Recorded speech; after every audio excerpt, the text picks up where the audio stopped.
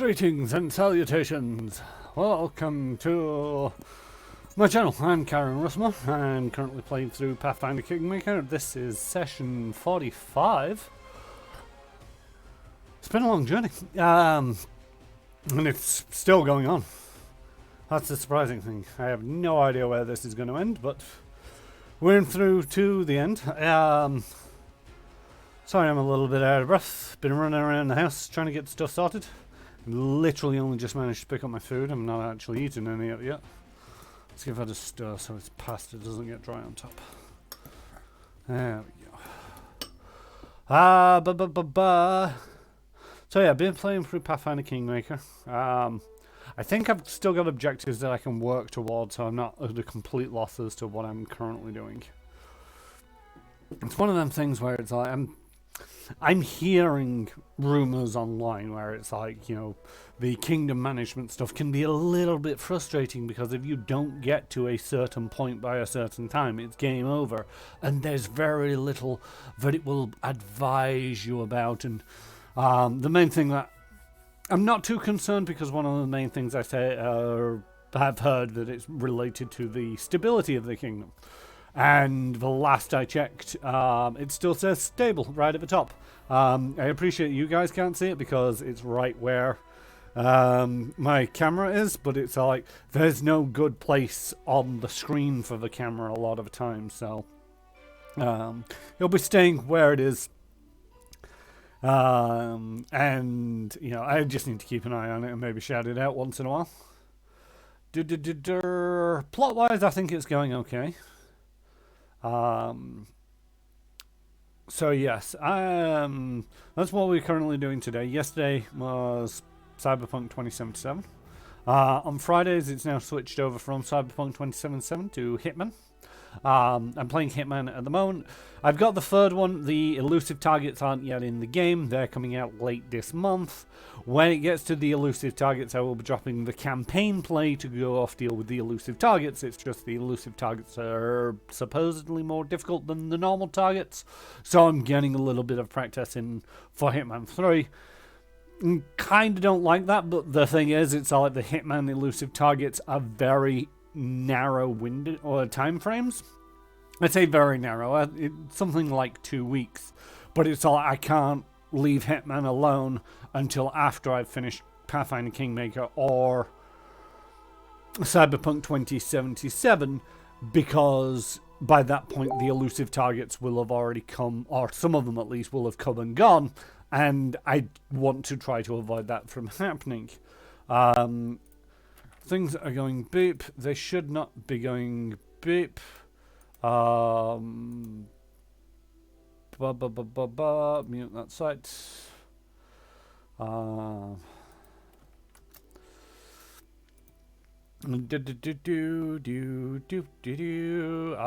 think I'm just. Oh yeah, and I'm still doing my co-op gaming with my Cat UK on Saturdays. It is, my schedule is below in the chat. Everything should be up to date now. So yeah, with that, let us switch over to, well, let's stop the background music and switch over to the game, which is already loaded up. Here we go. Well, I say loaded up. The game's loaded. My save file isn't loaded into the game yet. Don't know about everybody else out there, but it is so cold here in the UK at the moment. Where I am, anyway. My hands are freezing. This is hot food, and I can barely touch this bowl, but at the same token, it's the only degree of warmth that I have at the moment that's likely to get some life back into my fingers. Right, so let us think for a moment. Okay, there's nothing in the Varnhold Vanishing I don't know anything about.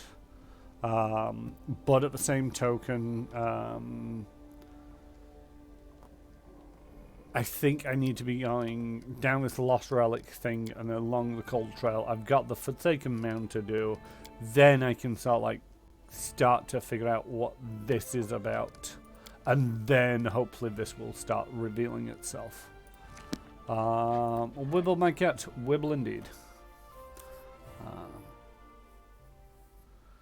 So yeah. So yeah, up over here it tells me that it's stable. Oh,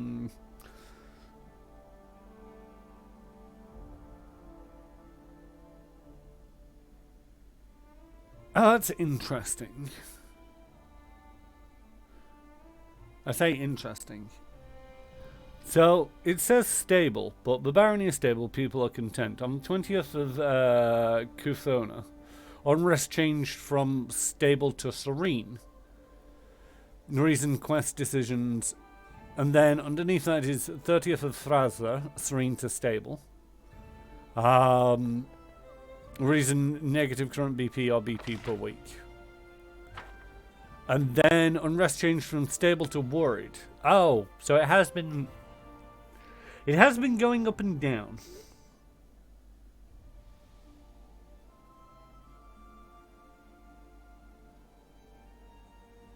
And it went up.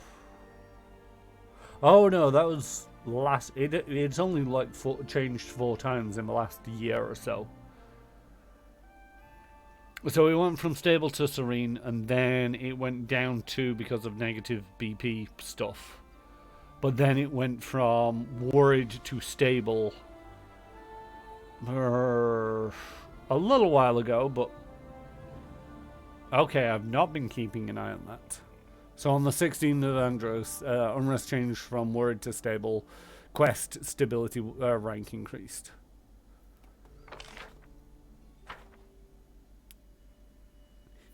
One of the things that I'm not liking is I've heard that this stability issue is very much needs to be kept an eye on.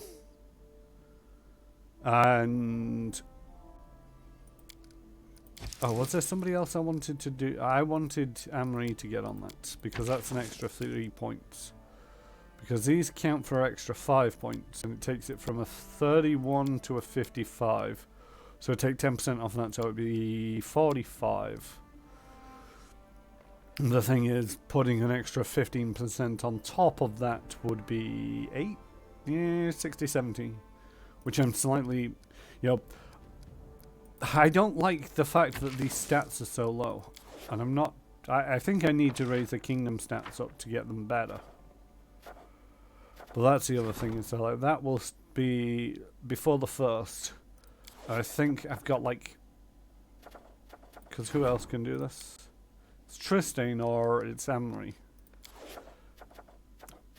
And there's a very tight time frame for Tristan to be able to do it. I don't like how tight that time frame is. I'm just going to give Creston a crisis point. Should I give him 2? I'm just going to give him the 1 crisis point. Because it is a problem and it needs to be at least addressed, and hopefully we roll well on it.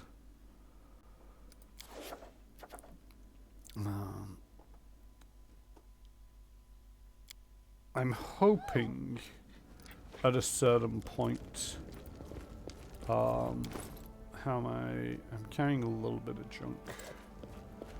So let's go to a merchant and get rid of some of this junk.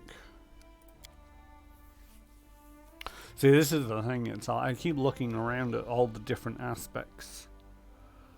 And I'm not making much in the way of BP per week to be able to do a lot of the other extravagant things. Like build up the towns and city, or the villages, towns and cities, up to this point that they can be more productive for the kingdom.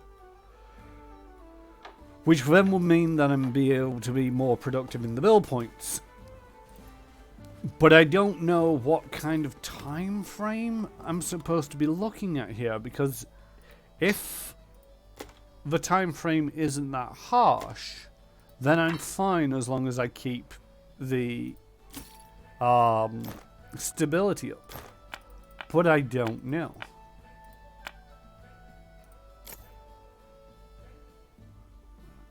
Offer, just in case there's any other junk. There is other junk.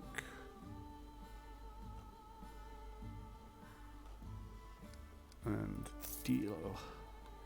I think I did a lot of talking about how much money I'm carrying around and the actual weight of 207,000 coins would be. See, I could spend a lot of money on build points to be, you know, this is the thing. It's like I'm not given much in the way of guidance in terms of, you know, from the game. I appreciate that if I reached out to chat, I'd possibly be able to do a near flawless run of this. Or at least somewhat more towards flawless by knowing the key events, triggers, and what things you must make sure happen at different time scales. Because the thing is, I could take the 207,000 gold pieces that I've got, spend all of them on build points, which you can purchase. I'm tired. I didn't rest, apparently. Not really. Oh, I'm not too concerned. So yeah, I need to get down to the Forsaken Mountain, so let's go there.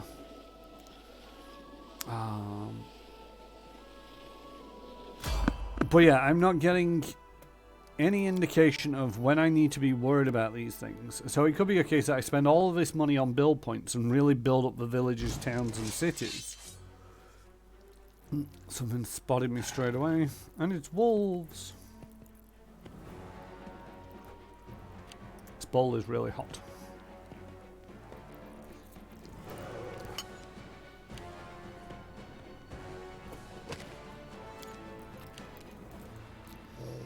Evening, Kurosakaras.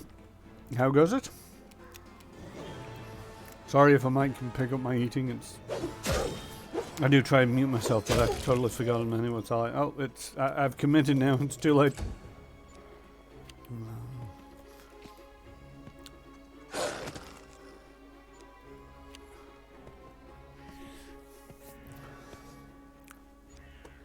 So yeah, because one of the things is I'm gonna really get annoyed at this game if it gets to a certain point of like, now because you haven't developed your kingdom up enough, you have failed. And so but I didn't get warned about this. I could have spent all of this extra gold that I've got lying around on build points to make sure that I succeeded at everything. I could, be focusing on building up my kingdom rather than doing these plot missions. And doing the plot missions as and when the game turns around and says, yeah, you need, I forget which game it is. That was it. It was The Sims Medieval. And I appreciate that that's a completely different genre of game.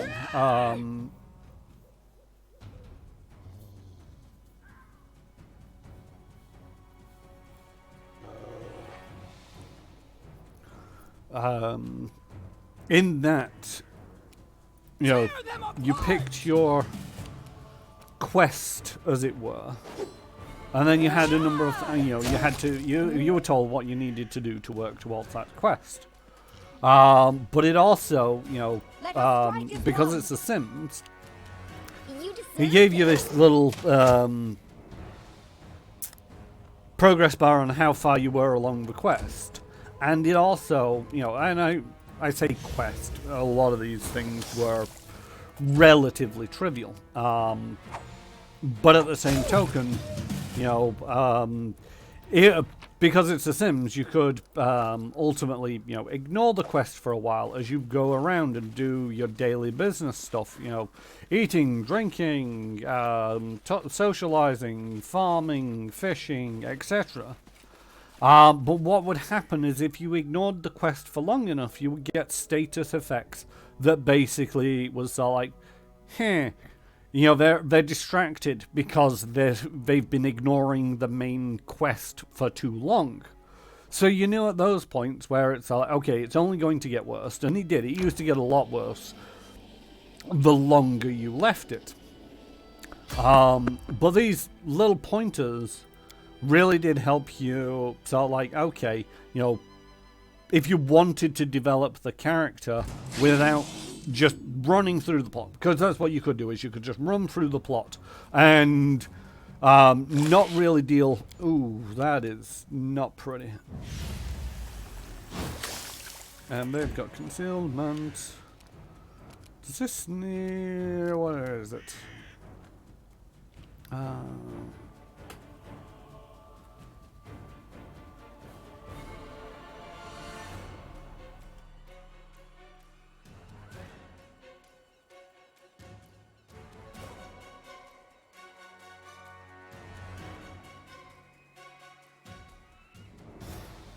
Now, each round at the end of a turn, blinded creatures may attempt a new saving throw. Any creature covered by dust takes a negative 40 on penalty to stealth checks. It can outline invisible things, but it doesn't say anything about dealing with concealment. So I'll just keep hitting it. The number of attacks that I get should get through. Don't know because I haven't finished, but I concentrated building early where I needed stats unlocking and also getting in artisans. After that I neglected the building. Also focused on Mage Tower teleportation circle building. I went the wrong way. I don't do this at range. What am I thinking? But yeah, I don't know how critical any of this stuff is, and or, if it's not critical, it's an optional major benefit. Any last wishes?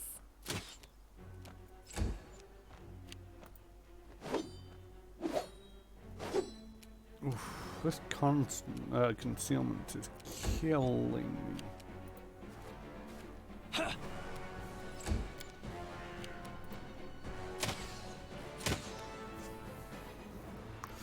My rolls are just worse right now. Come on.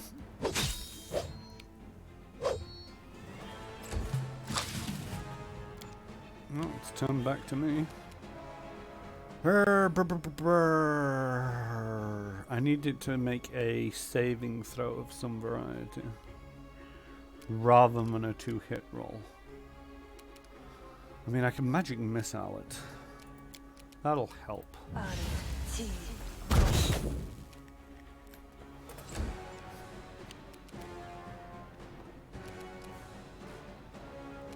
What's this do?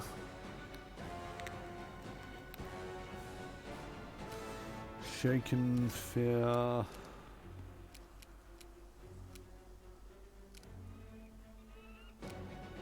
Dominate haste.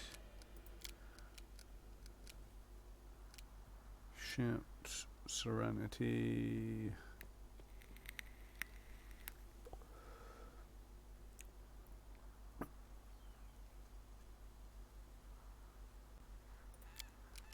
I mean, this might help. It failed the saving throw. Okay. So now anytime it tries to attack, it'll get pain. Which is slightly better than, the fact that I keep missing with this awful concealment.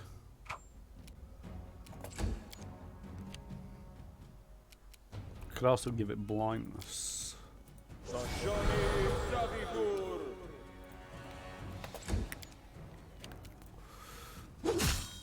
Now it's the concealment. The blindness will basically mean that everything has total concealment from it, and the serenity means that every time it tries to hit, it's going to take damage. Like that. It got 9 points of damage. It actually managed to hit because that's my luck. But I'm actually just damaging it even if I don't manage to hit it right now, which is great news.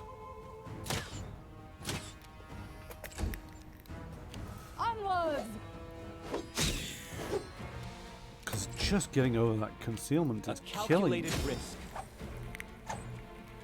Stats raised from Kingdom Quest just seem to outstrip building stat increases.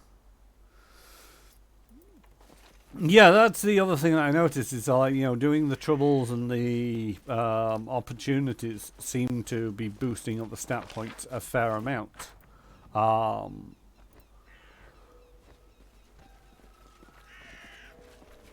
Have you picked up Blind Fight? I think I've picked up Blind Fight with somebody. I'm not entirely sure who I've picked up Blind Fight with and how many of them actually have it. I think Tristan has it.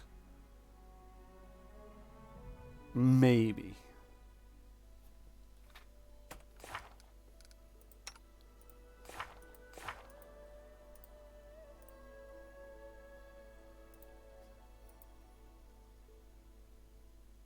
Point blank shot, spell focus, blind fight. Okay. So it's that little, it's cross swords. So Tristan has it.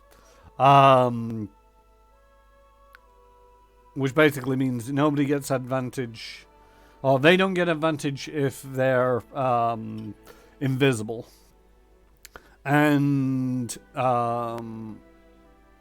if in melee I miss an attack, I get to re-roll the percentile dice, making it a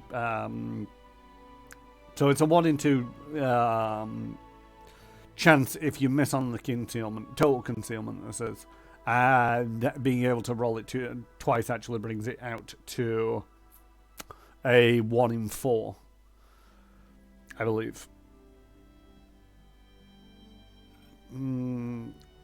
Hit, miss. So I hit it. If I missed it, I roll again. I think it's a 1 in 4 it works out to, on the probability side.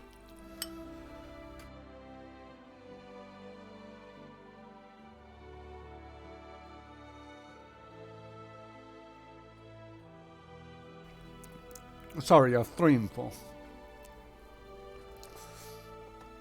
Because out of 4, I think. Maybe it's something like 66% chance to hit. It's either 75 or 66. I think it's 75. But I don't think anybody else has got blind fight.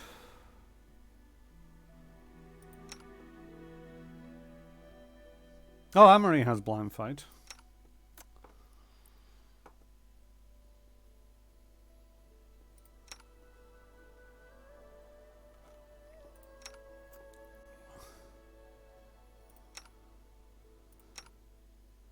I could probably do with picking it up and maybe picking it up for Valerie.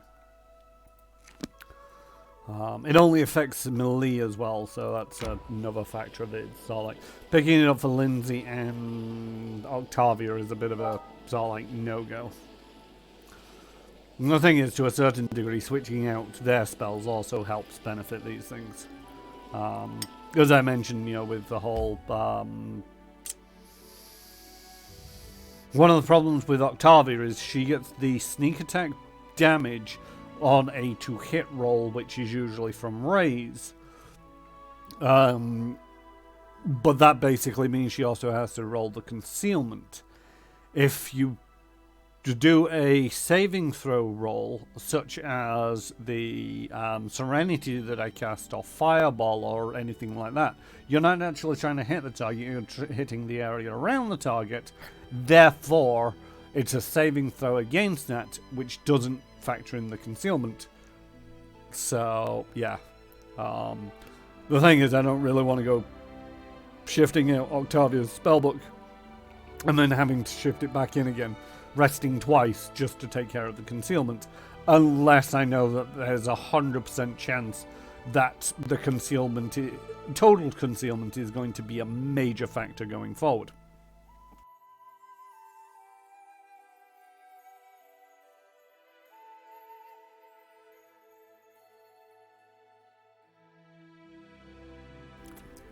But definitely worth picking it up for the blind fight feat for both Chiron and Valerie.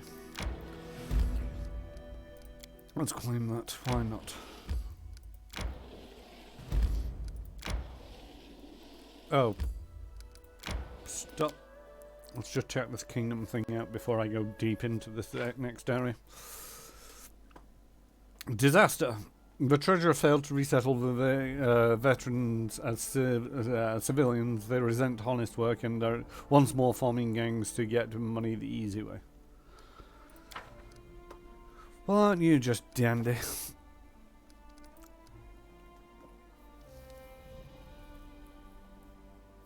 Just wait for Arcane Trickster at level 10 where she can do sneak attack damage with Fireball. Okay, so that'd be cool. So then I can actually start mixing in some of the other spells as well. For the sneak attack. I mean, that's just really a case of at level 10 Arcane Trickster, you might as well start switching out some of the other spells. It's just, for the moment, you know, I could go through a spell book and switch everything out.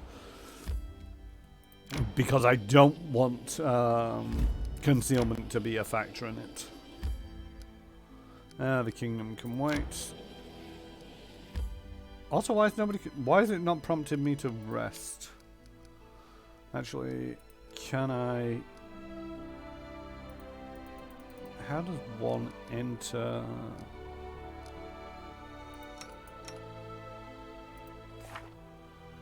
Can I do this from this screen? I don't think I can. No, I can forget spells, but I can't cast them because I just want... Nobody wants it. And I can't enter this area because there's not an area to enter.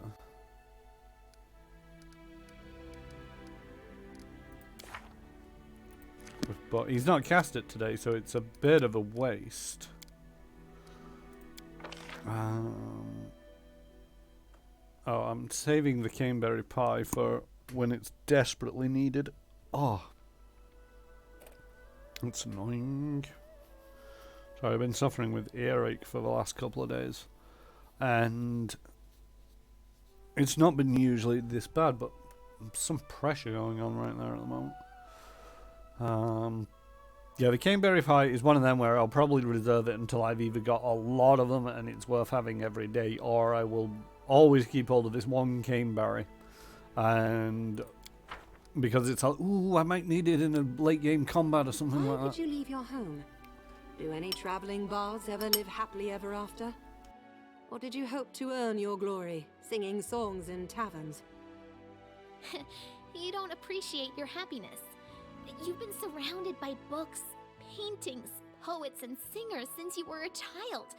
In our village, the only entertainments we had were tavern fights and harvest dance parties. I'd have died of boredom if I stayed there.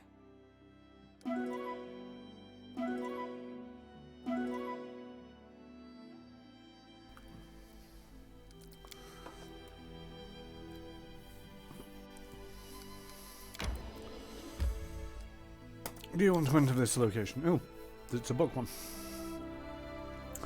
The tomb, built within the hollowed rocks by ancient cyclopses, was safely hidden from casual searchers. The path to it was skillfully concealed by lush vegetation. If we hadn't known exactly where to look, we would have just passed it by, never even suspecting it was there. The entrance was covered in a huge stone slab that seemed to merge with the stone wall, but disheveled bushes and torn ivy root shoots implied that it had been recently moved.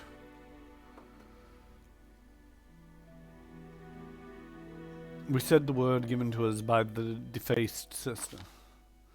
Keb means darkness. It's an ancient, forgotten word from an ancient, forgotten language, like a time-bleached bone from some unknown beast out in the wilderness. After speaking the word, the stone slab smoothly and almost soundlessly moved aside, opening an entrance to the damp, musty darkness. To avoid being trapped inside, we propped the door open with a large stone, which proved a smart decision. Soon as we stepped inside, the door shuddered and tried to close behind us, but the stone kept it in place. Behind the door was a spacious corridor, obviously built from creatures much larger than humans. The air smelled damp, and the stone walls, decorated with bas-reliefs and carvings, were completely covered with a disgusting oily mold. We carefully examined the mold on the walls. Sometimes the fungus in a dungeon proves more dangerous than any monster. So many adventurers suffocated on poisonous spores, got burnt or were disintegrated on the spot. just because they never thought to open a botany book. Fortunately, the mold in this tomb, though sticky, smelling and disgusting, was completely harmless. Armed with this knowledge, we carefully searched the corridor for traps. Tombs and traps are always come in pairs, like pen and ink and barbarian and rage, or officials and bribes. The tomb was no exception. Sure, there weren't any pressure plates on the floor, or bundles of stone waiting to fall on our heads, but under the layer of mold was hidden a magic sign, the kind we shouldn't look at. Having finished our search, we tried to clear the mold off walls? Check the corridor for magic. Hidden beneath a layer of mold on the walls, something shone brightly with a magic vision, radiating strong necromancy aura. It was almost certainly a magical trap, like the one of those signs you shouldn't look at. Taking it into account, can we not do something with it? Tried to clear the mold off the walls. We carefully scraped the mold from the walls. It didn't mind. It was one of those completely harmless kinds of mold. Nothing like some of the poisonous, acidic, or gods know what else mold species you sometimes find. Beneath the mold we found text carved into the wall, in distinct, clearly visible letters from some unknown language. Of course, we stayed away from the patch we found that was hidden by a magic symbol. Having finished our work, we read the inscription. Despite the mold, the carvings on the stone walls were well preserved. The text said, Animal has 2 eyes, man has 1, deity has none. For lives in darkness, darkness contains all answers, open all doors, finishes all paths. Such jolly fellows these ancient cyclopses were. Move ahead down the corridor. A huge sarcophagus was placed in the middle of the burial chamber, its lid lying on the floor nearby. Inside was a gigantic skeleton. A skull stared hollowly with a single huge eye socket, and its bony fingers were clenched around a small brass incense burner that also looked like a one-eyed skull. Near the sarcophagus was a slim figure of a woman wrapped in a grey cloak. She wasn't breathing. Excuse me. And it didn't take much looking to discover the cause of her death. The Cyclops has had many nasty surprises for anyone who dared come to rob their graves. Near the skeleton's head was a magical symbol of death, carved directly into the sarcophagus's surface. It must have killed the sister the instant she opened the lid. Luckily for us, it was a single-use trap. We examined the body of the sister. When we removed the cloth from the dead woman's face, it sent a chill down our spines. She literally had no face. Instead, there was a rough grey surface, looking something like a roughly made clay mask. 2 holes instead of eyes, a hole instead of a nose, a crack instead of a mouth. What power could have done that to her? Having examined the body, we discovered the dead woman wasn't human. She was fey, most likely a nymph, deformed by some unknown magic. She had nothing of interest on her, so we took the incense burner and left the tomb, which had also become the burial chamber for the very person we'd been searching for.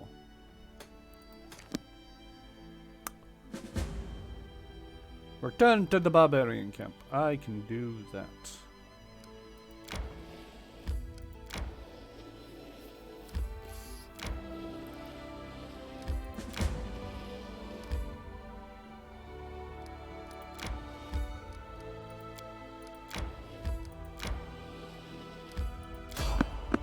We spotted peaceful travelers.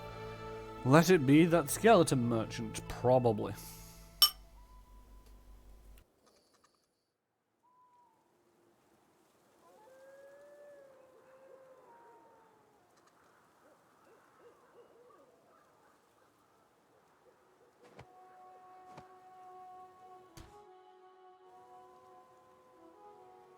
Surprise, surprise, it's a skeleton merchant.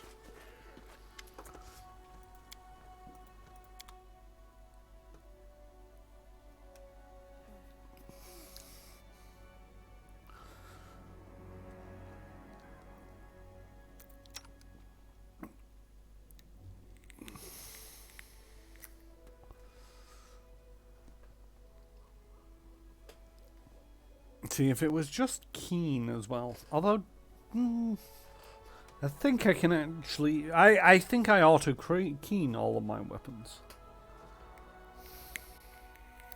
The thing is, it's not actually any better than Mother's Care. It's just Mother's Care has the keen property.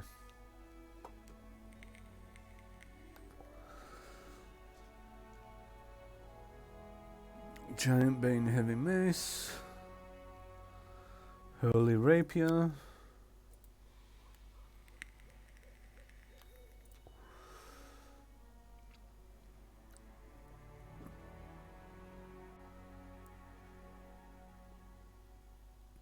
Giant's Nemesis.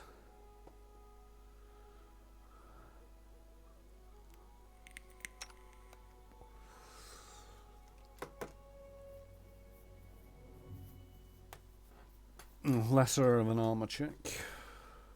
Armor class, sorry. But we get a +4 morale bonus to AC against attacks from monsters of a giant subtype. Could be interesting to have. Robe of the Wise. +3 to Law Nature. Oh. Law Nature, Religion, World, Knowledge World, and Knowledge Arcana checks.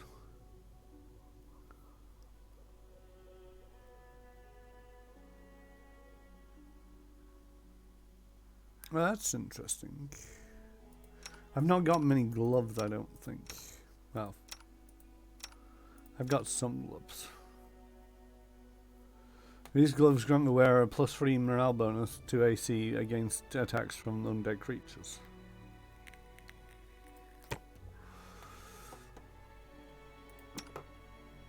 It's one of them very not superficial. Circumstantial bonuses. It's not, it doesn't do anything for me, but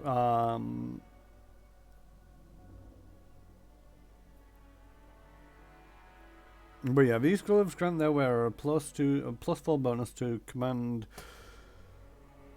combat maneuver defense against disarm attempts. If the wearer has weapon training ability and its wielder wielding a weapon that gives a bonus 2, that bonus is increased by 2. Not sure if that actually helps Valerie at all, apart from making sure she doesn't get disarmed, but not many people seem to be disarming.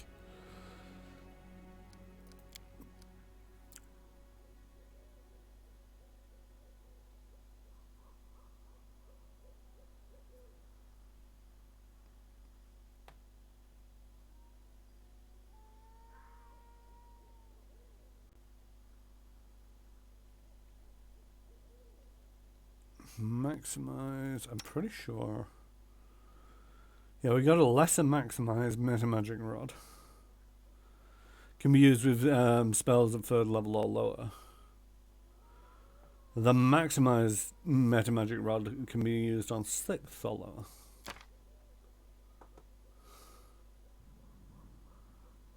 The extend is also on 6th or lower, but we've got an extend. Oh no, that's already an extend. It's not a lesser extend.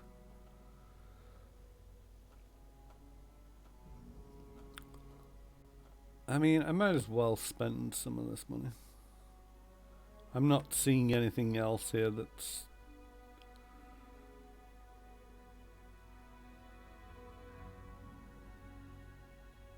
What's speed? When making a full attack, the wielder of the speed weapon makes 1 extra attack with it. The attack uses the wielder's full base attack bonus, plus any modifiers appropriate to the situation.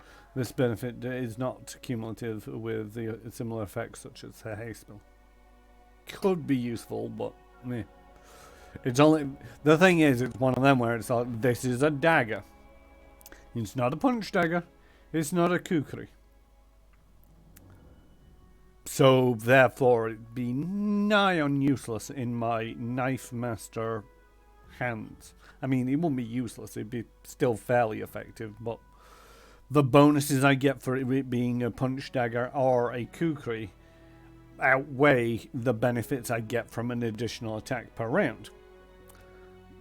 But at the same token, if it was one of those two kinds of weapons, then it'd all stack, just about.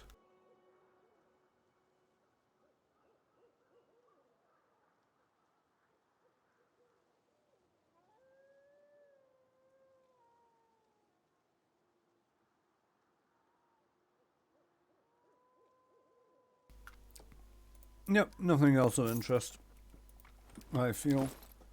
Right. Wand of Bless, you can put that down. And take the maximize meta magic rod. Oh, I did get the Undertaker gloves. I forgot I was actually looking at buying those. So does this give her any benefits as they stand? 16, 11, 6. No, it doesn't. It's only... So if we give her those, that'll give her a +3 against the undead. Pushing it up to a 41. And seeing as though we're encountering a lot of undead in this campaign, it's not a bad purchase, I feel. What do we have? Tramp, Springer, lesser dueling gloves. Here, have the dueling gloves. And you, Lindsay, wear the lesser dueling gloves. It's probably 90% pointless on Lindsay, but at the same token, somebody might as well be wearing them.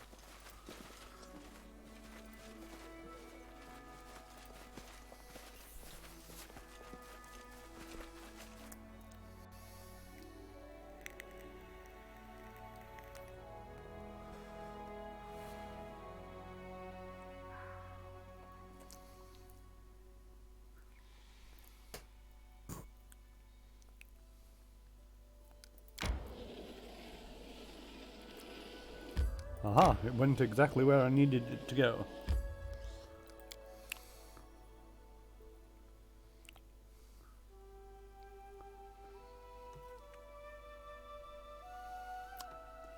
Got something stuck between my teeth and it won't come out.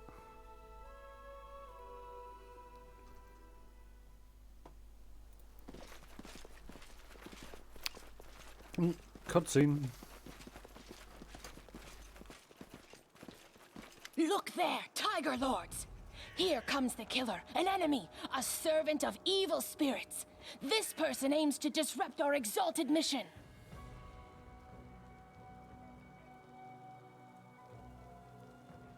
I beg your pardon.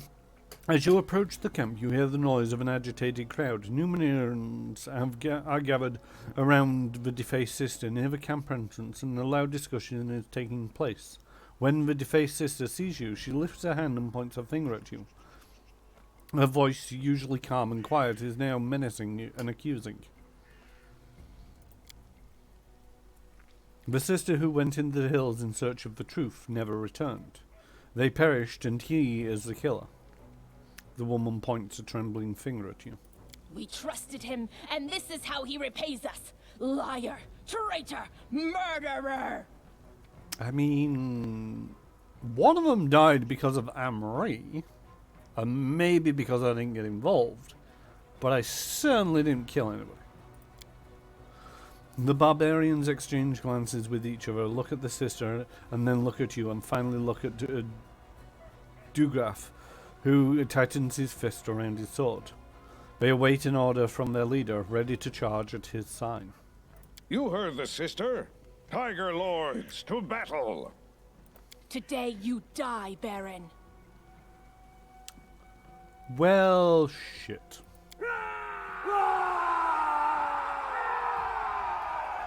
We appear to be surrounded.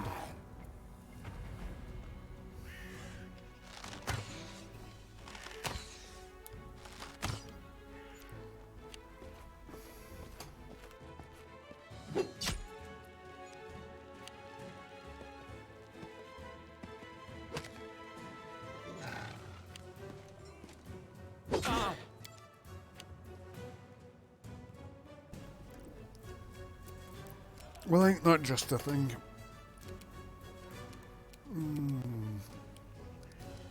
Where's... Oh, Valor is all the way down there. I mean, the defaced sister is also flat-footed. How much damage did he do? Ooh.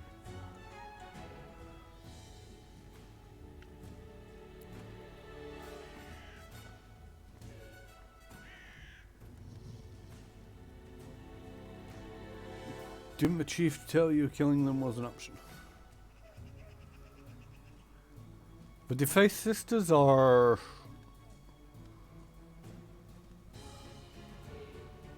Who's the chief? I mean, this is a chief and he's trying to kill me.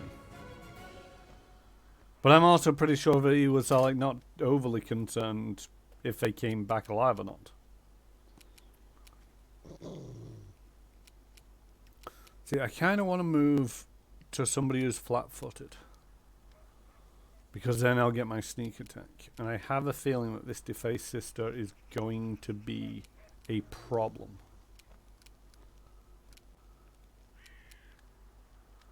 But moving over to her is just one attack where I'll get 4 against Dulgraf, but not much damage because no sneak attack. The defaced sister has 108 hit points, so taking a good chunk of those away right now. Ooh, damage resistance?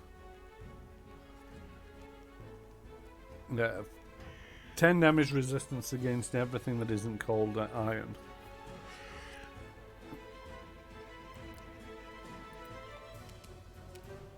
It's also putting me into a bit of a position. There's also more than one defaced sister.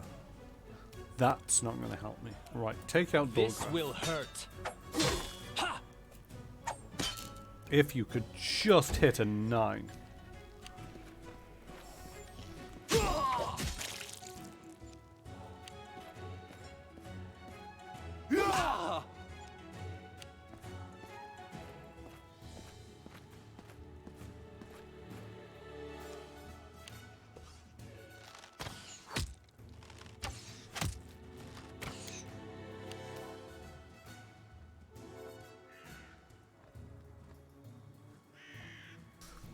Right, there's a lot of them and not very many of me, so I do believe it's time to pull out all the stops.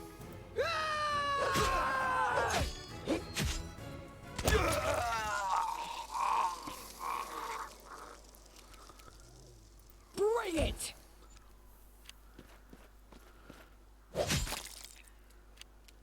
Yeah, I seem to recall it was like help them or kill them, I don't care. Right, let's have some haste going on.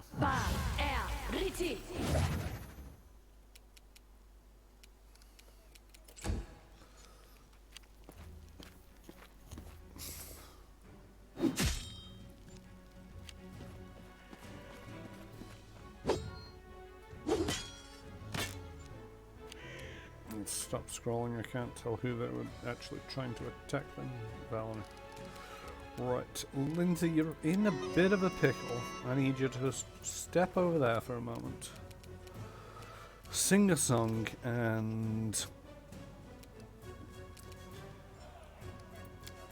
I would like you... Oh, that's a full round. Okay. Shout.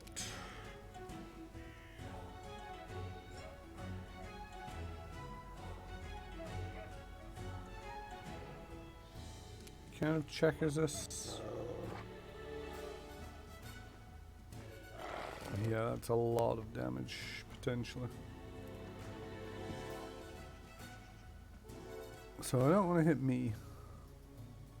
I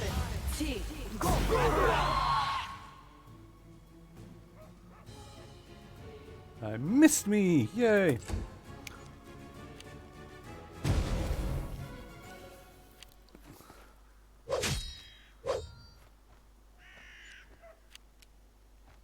Could really do with everybody not trying to murder me.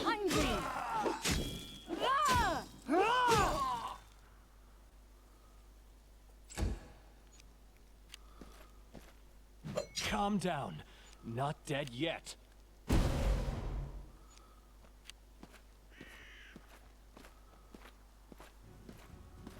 I got 1 hit point left.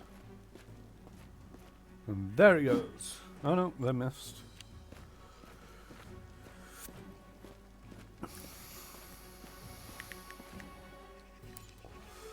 I think to a certain degree it might have been better if none of them returned. Also, to a certain degree, it's like, how did they know?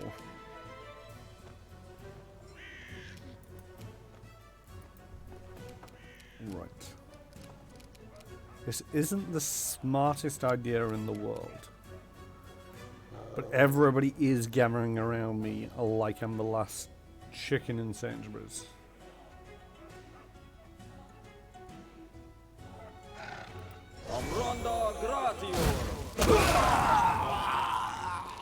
I didn't evade, but I did thin their numbers somewhat. I could do with me falling over.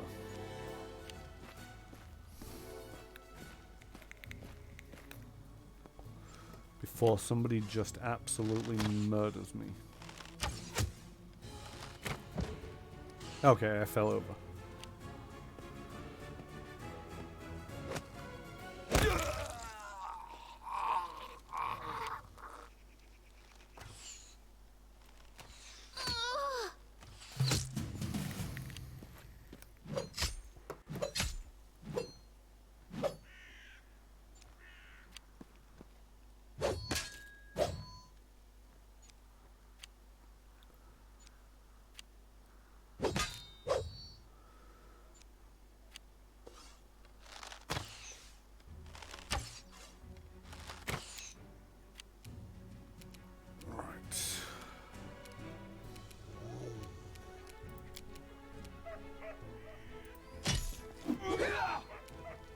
Damn it.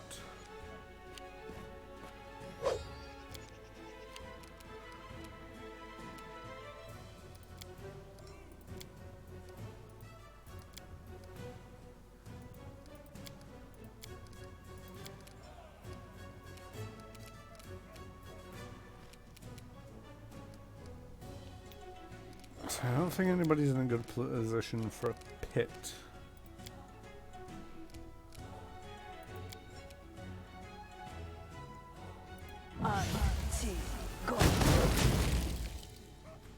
Damn it, nobody's in.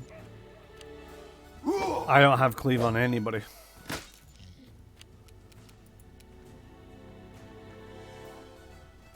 I need you to move away.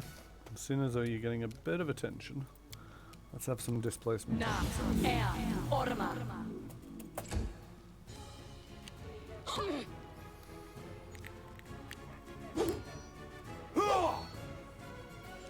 The only selling point that I have at the moment is the fact that nobody can hit Valerie.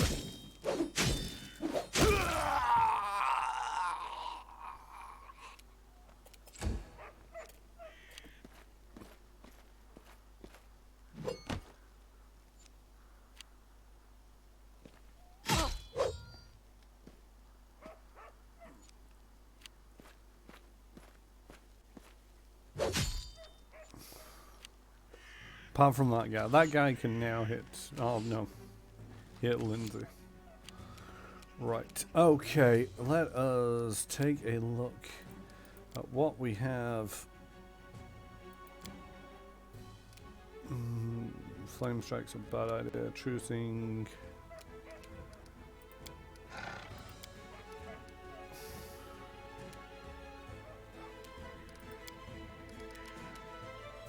Freedom of movement, spit venom. I mean, I'm tempted to go for another one and then fireballs. Let's have another one and then fireballs. These are pretty, although this time, try not to hit Lindsay. The only one in that mess who is getting hit by it is Valerie, who is somehow negating all of the damage. So many dead. So many fireballs. Tristan, you should be ashamed of yourself just murdering people like that. They're all going after Lindsay.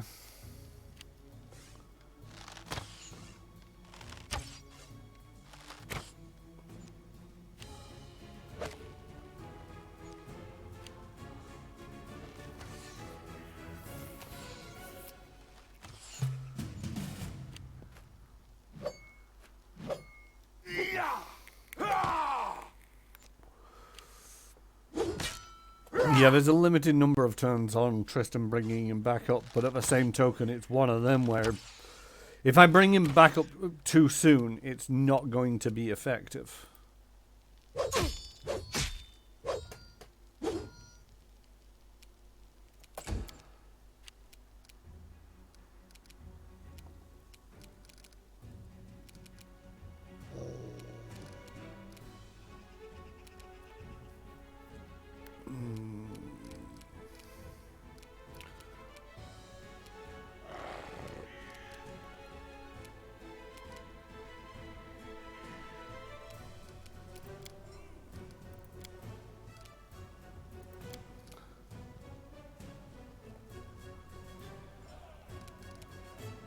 Oh, that's nice.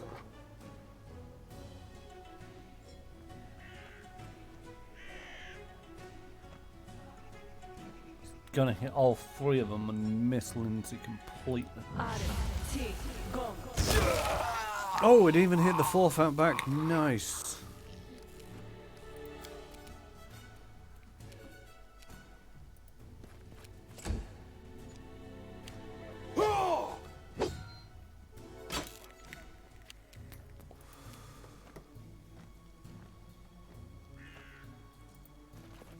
Move over there. What do you have? You have shouts. You also have dominate person. I would have loved to have been able to dominate somebody of use. You know, like one of the defaced sisters.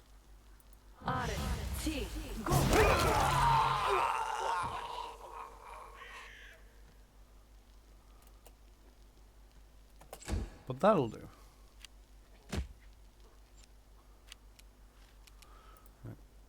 Murder the defaced sister. Oh, them defaced sisters are agile. What is that?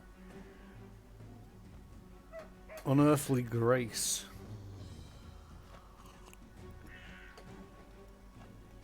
Was a +6. Dex bonus is a +7.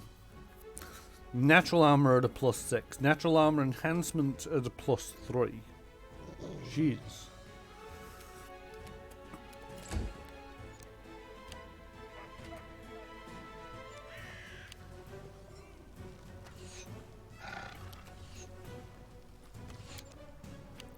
Interesting. Can we get rid of that pooch?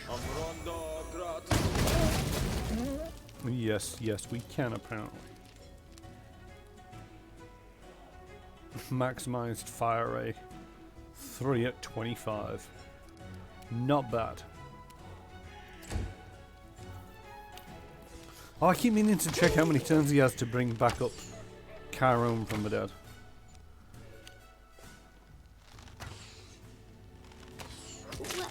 Oh, that was nasty. Last chapter.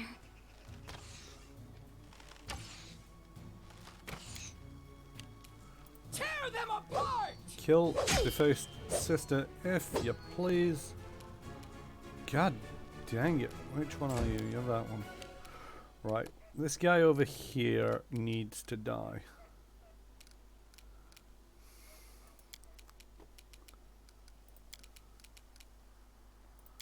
So if we quicken a spell, and then we cast it normally, then hopefully that thing will die sooner rather than later. That just used 2. This program quicken. When you perform another action even if on the same round as a quicken spell. It just burnt 2 rounds of the quicken, that's annoying.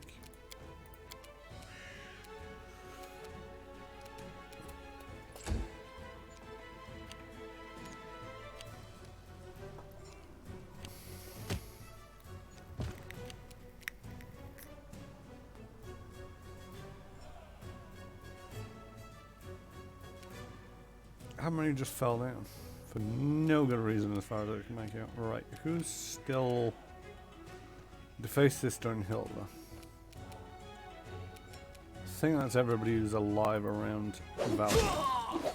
Take out Hilda. Or at least try to.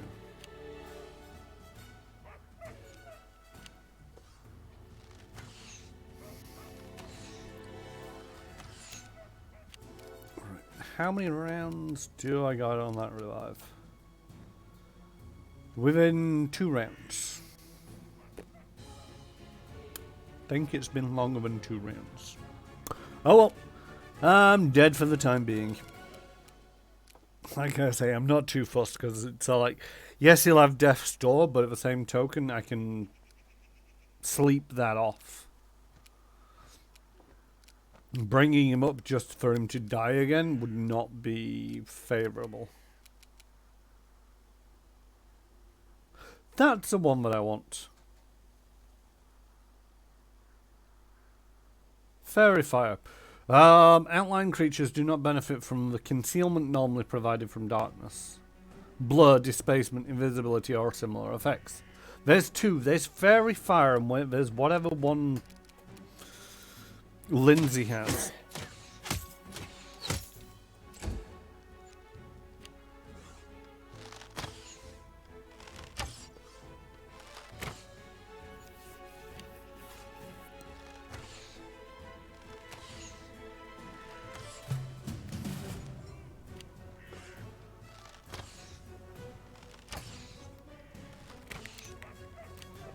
Consider me provoked.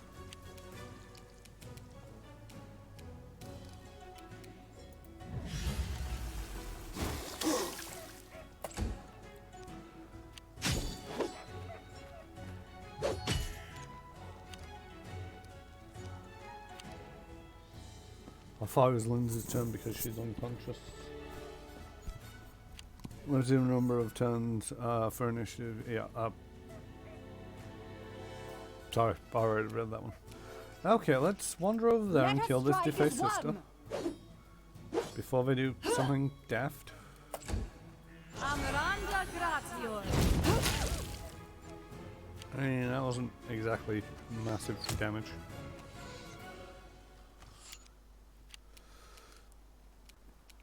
I mean, if you want to be doing things like that, the knack is to make sure that 1, your allies aren't going to hit, and 2, you do it a little like this. See, that's how you're supposed to do it.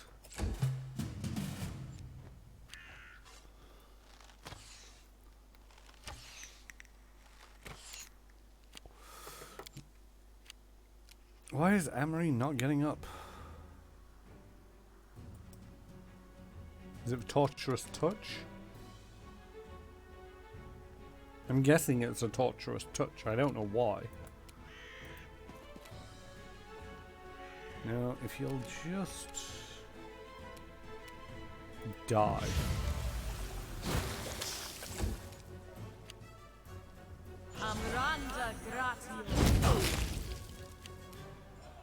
Again, you're hurting yourself as much as... Finish that one. Come on. 1 hit. That's all you need. Why is that up to a 20? Oh. Yeah, but torturous touch.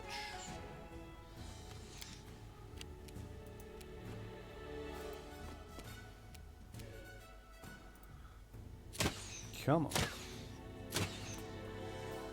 Why is your AC so high right now? Oh. A number of things might have run off. Lindsay's song. Think I need to get Lindsay back up. And get that song going again.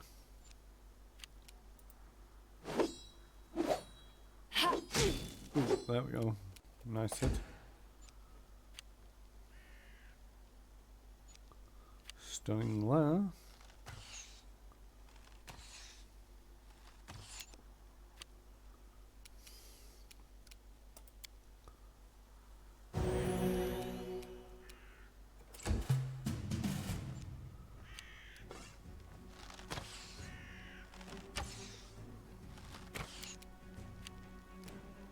There we go.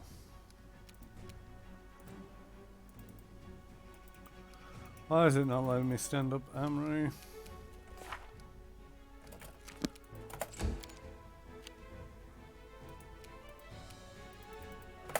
Or Octavia. Lindsay, would you care to join us in the land of the living?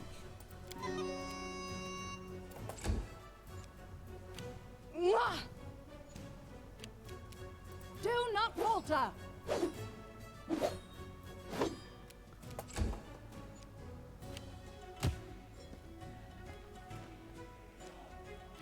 It's just rude.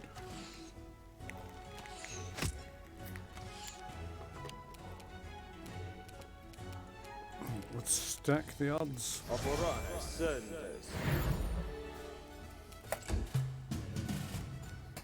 Oh, it's a bit wasteful using Bless at this stage, but... Right, can you move? Why can you not get up?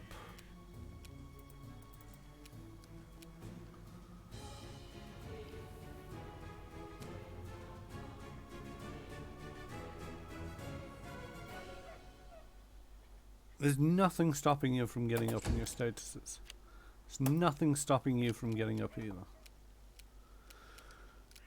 And so yeah, glitter dust doesn't negate the concealment, but everything, you know, the other stuff does. Right, well, Octavia, you're just lying down on the job site. Wasn't the one that I meant to use, but hey ho. She was feared.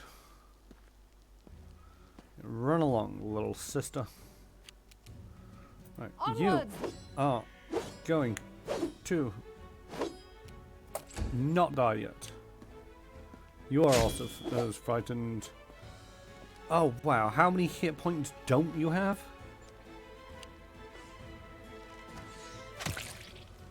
That guy is just rude out there.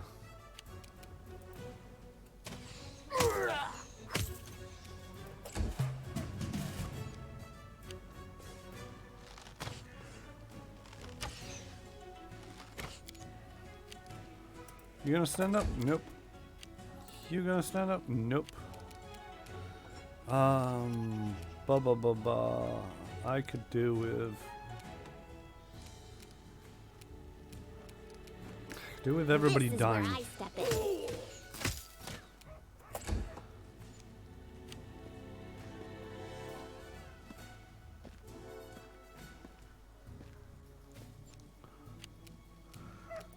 Valerie, chase that one down.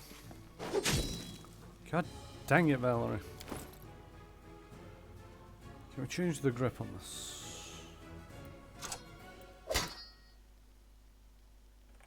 Yes, we can. Okay. God dang it, Valerie.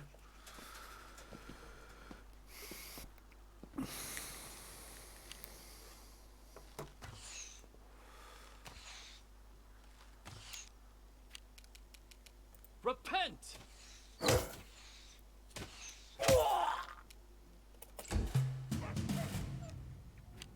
I should possibly focus fire with Lindsay and Tristan on one of the archers. Nope, still not standing up. Still not getting a turn. Lindsay, shoot that one. Serves you right. Both of you get rid of one and then we'll get rid of the other. How long do we have left on the fear? That's my question. Right. God dang it, Valerie.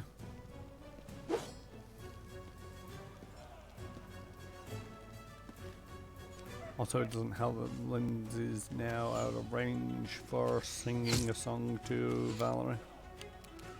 Like, if you could just die, would be much appreciated.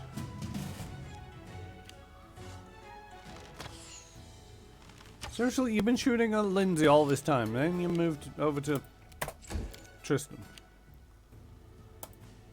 Oh, Octavia stood up. Octavia actually stood up.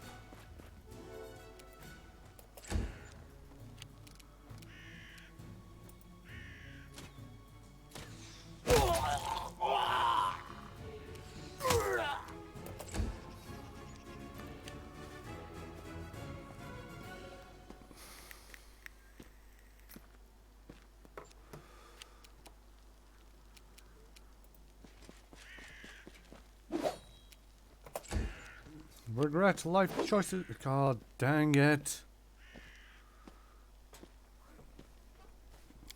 That's a hell of a bonus Lindsay is giving out. What is... Oh, wait, wrong person.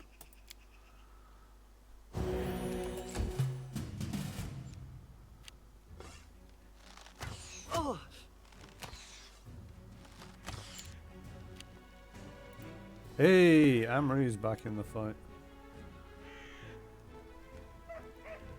Go stand in the aura, but don't leave it just yet.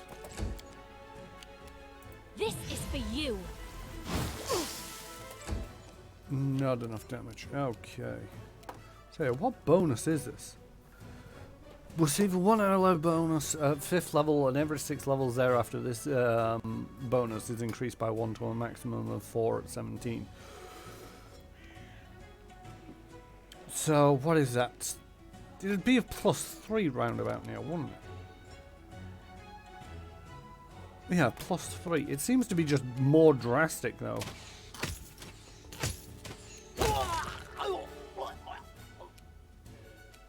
Move up over that way a little.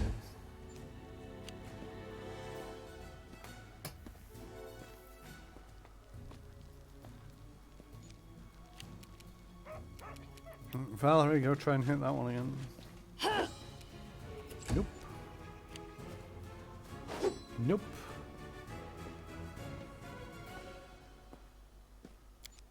Potentially, I will see.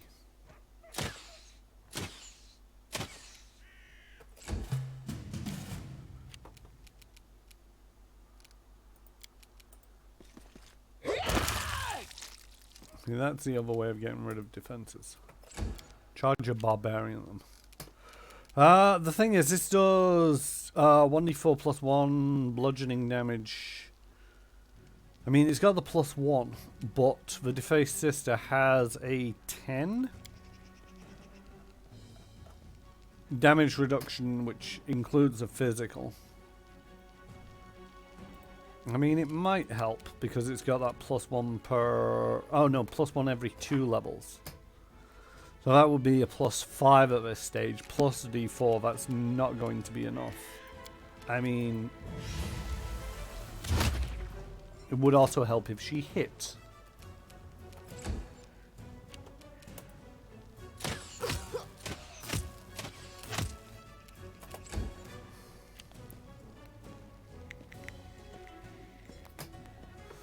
But I don't think it's enough to get past the resistances.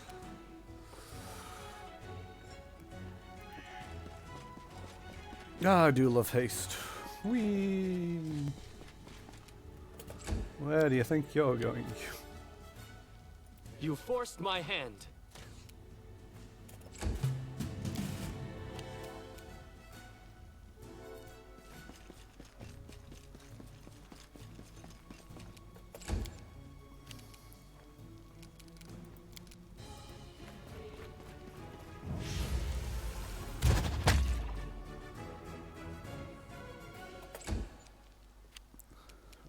I need you to move forward a bit. What? You deserved it. You still have a crossbow. Any last wishes? God dang it. Stay behind me! Nope.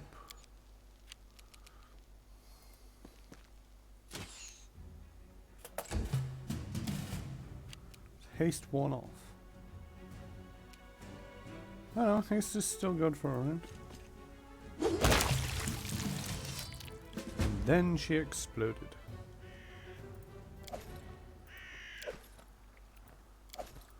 So, looking at the journal.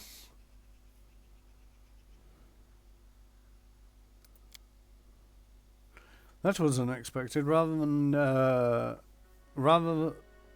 more of the sisters' vagaries, we got a fight. This trail has reached an end. Maybe the Barbarian will have a clue where to look next. So it's not failed it.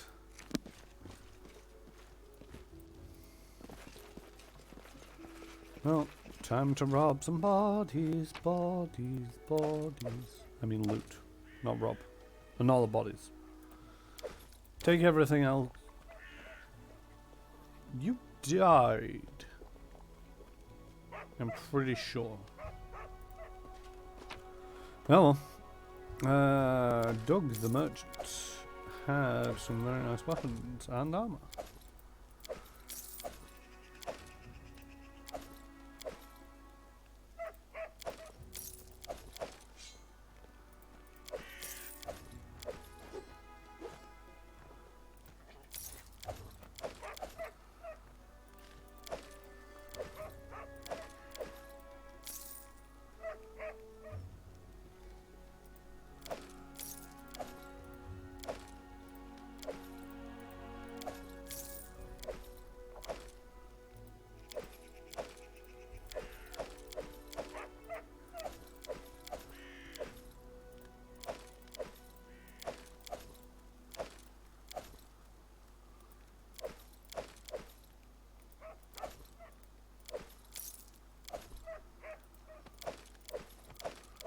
So many dead.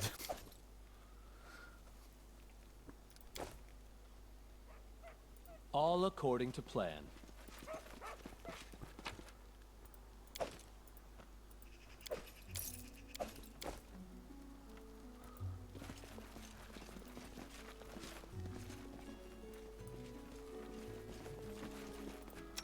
So a little bit of healing going on over here.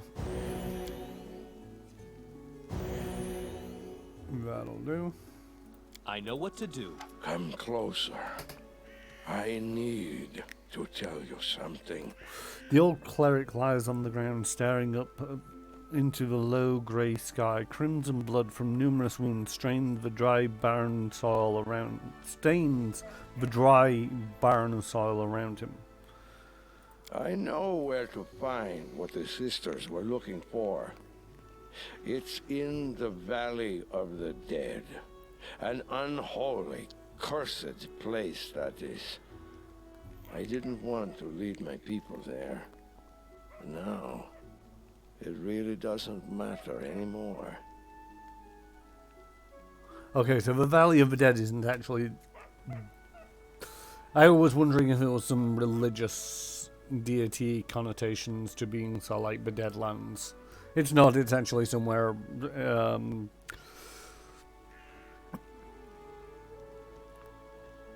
close by to here. I'll tell you how to get there. That thing the sisters were searching the tombs for, it opens the entrance.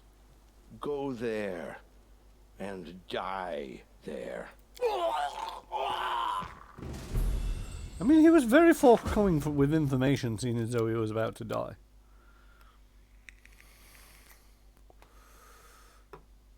The defaced sisters were unable to find the relic, but much to our surprise, and mine included, Dolgath gave us a clue about where to look next, the Valley of the Dead.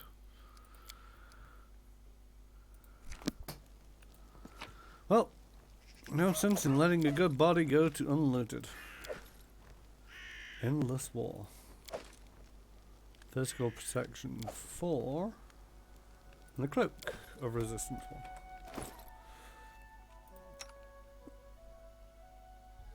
See, that's physical perfection plus 2. What am I wearing? Physical form plus 4. And that is physical perfection plus 4. So I also get a plus... I do gain bonuses from strength, don't I? I now get strength bonuses and dex bonuses for all my weapons, don't I? Well, I'll be able to see all. Everything will jump up by 1.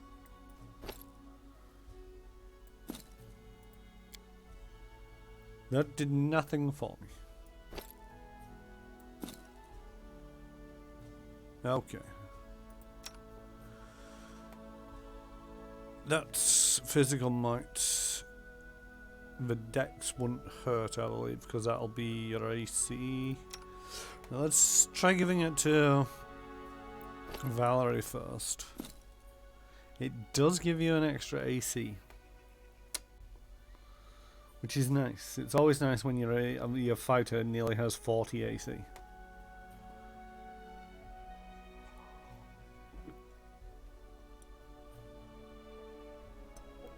I'm so used to, I've never really played high level Starfinder or I've played mid level Starfinder. I've never played high level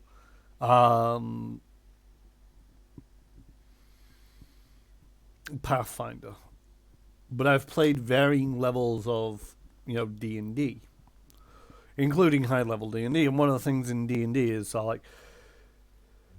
it's something like 32 AC is the absolute highest that you can get. And that's by mashing the numbers something rotten.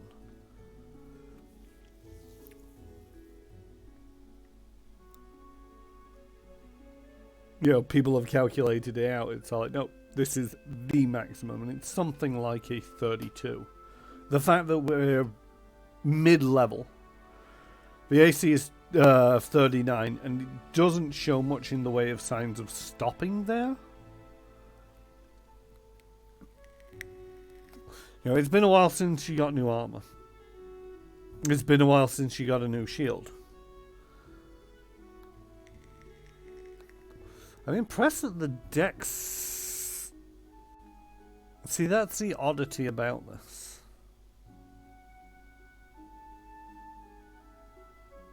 Unless she's got something.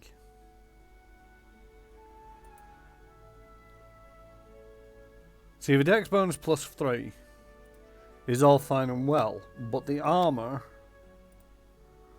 max dex is 1. So she shouldn't actually be able to wear anything or have a maximum dex bonus of 3.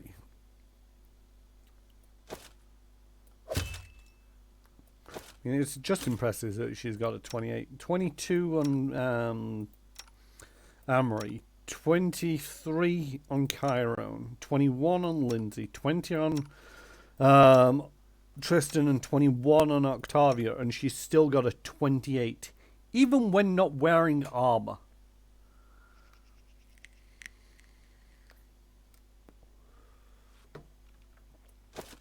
I mean, if the game's telling me that it's 29, then that's fine. I'll take it. And leave it on Valerie. Okay, so you've got physical might. You've got physical form. You're not going to benefit from strength. Especially at a +2. Ooh. See, strength and constitution... See, that's only really going to get you an AC bonus, isn't it? Reflex saving throws. Mobility. They're the only two things that would actually benefit from the dex. But that'd be at a cost of the 1 in constitution or 1 in... +2 in constitution and +2 in strength. And the +2 in strength equates to a higher attack bonus. That's a +4. That's a +2. That's...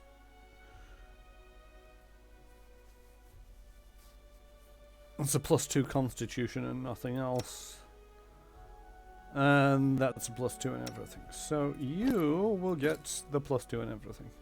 I mean, it doesn't really make that much difference. I'm not expecting Tristan to do much other than heal people, but might as well be somebody be wearing it.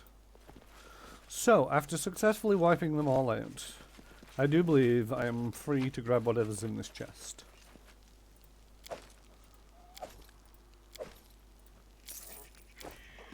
Because it now constitutes spoils of war.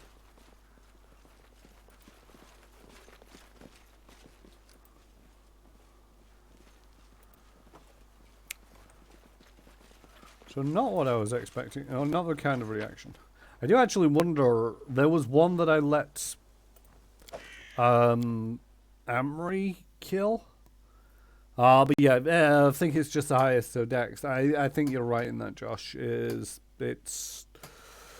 It makes sense because it seems a bit too powerful if you can add the two together, if you ask me. Because then you could sort of like focus on strength and dex. So...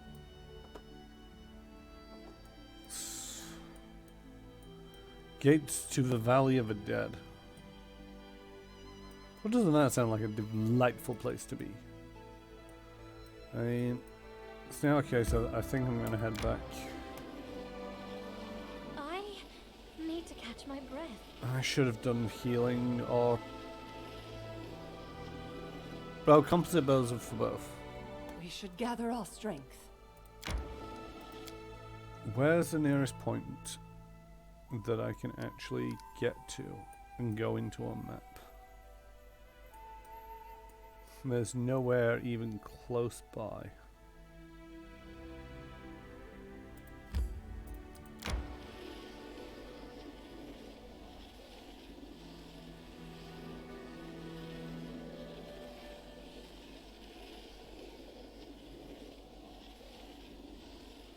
It's just I want to use up. Well, just... There we go. Tristan's restoration restoration and lesser restorations rather than waiting for these things to be healed over naturally. I can't remember how much it's going to help, but it'll help. I'm hungry. When we stop? We'll stop Confide in a in me. moment. I just need to do some restorations on people. Do I have anything? No, I don't. You've got 3 different types of drain on you.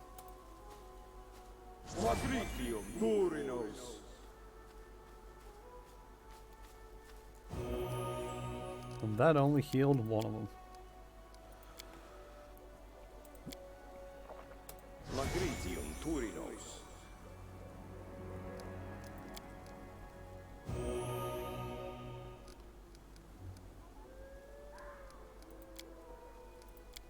If I had 2 restorations, oh well, guess not. You can't travel, Lindsay carries too much. I want to camp.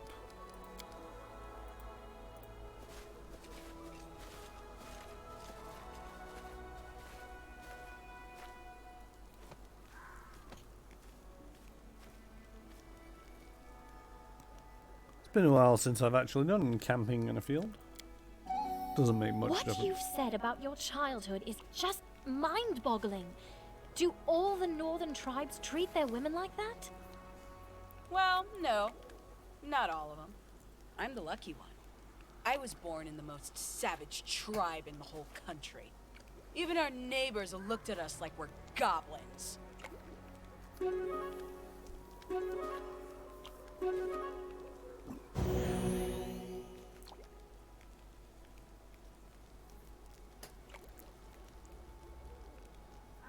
It's interesting to see it actually play out. You know, it's got little animations and discussions. It looks like Tristan and Valerie are doing nothing, but it's different, at least. Valerie shows you a small vial of light purple liquid. Look what I got in the city. What is it? It's an alchemical potion, some sort of cure-all in a vial. I don't know what it is, but the vendor promised that it would make my scar disappear if I take it 5 times. Valerie looks at you steadily. I had a moment of weakness and bought the potion. But now I'm not so sure if using it is such a good idea.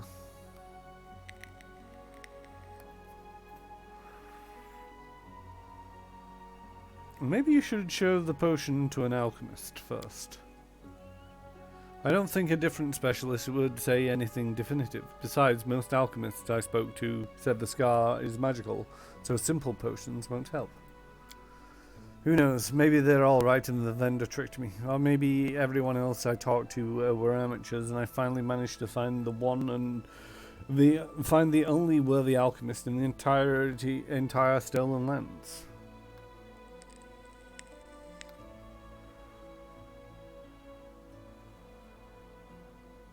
If it's dangerous, please throw that muck away and don't risk yourself. Valeria's eyes grow warmer. Very good. I'm sorry I distracted you for such a foolish reason. Valerie throws a vial over her shoulder without looking.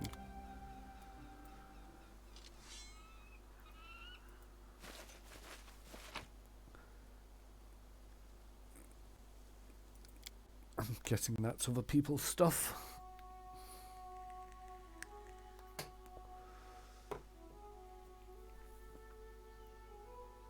I'm very curious to see, so like, Valerie's story. For, there was a number of options there where it's like, don't take it, take it. And I'm curious to know what would happen if she took it.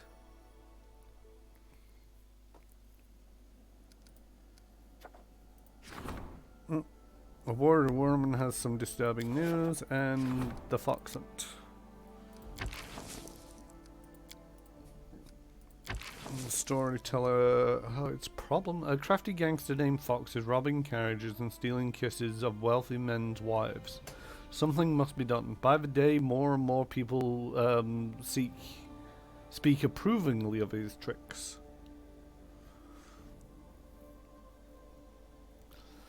I mean, let the storyteller deal with it.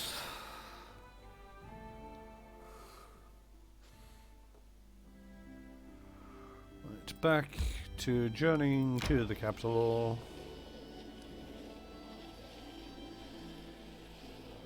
Be sure to use restoration spells before leaving. Try to remember to do it after this fight. I'll still probably forget.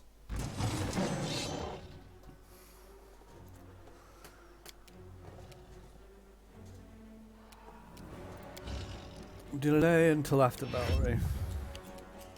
Sing us a song, Lindsay.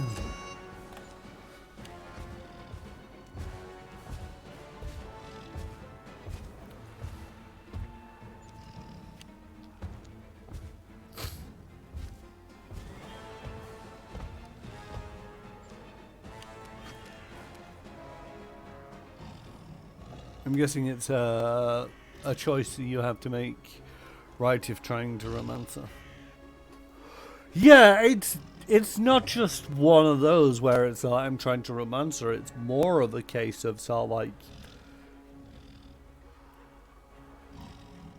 it's the philosophical nature of beauty and the effect it has on somebody's persona. Especially if they've had it and not appreciated it and it's been taken away. How their mind twists and the narrative comes into play.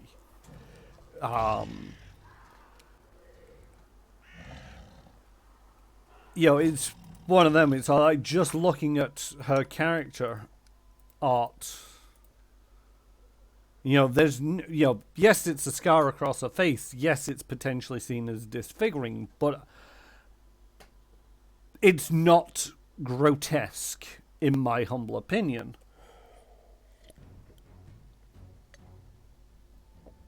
To the point where I personally don't think that the scar should bother her. But at the same token, it does seem to be bothering her.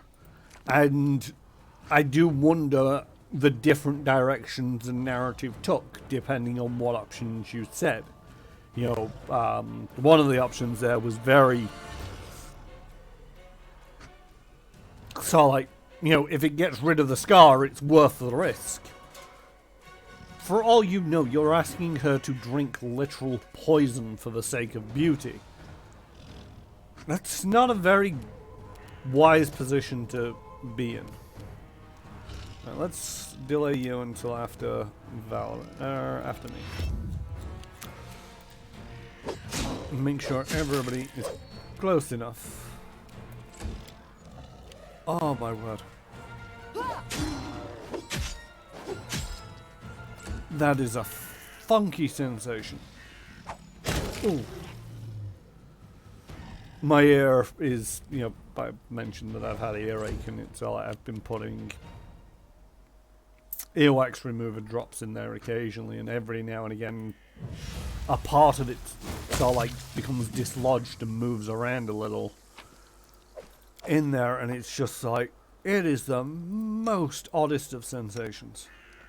Right, Right Tristan, here, my friend. let us restore Amory again.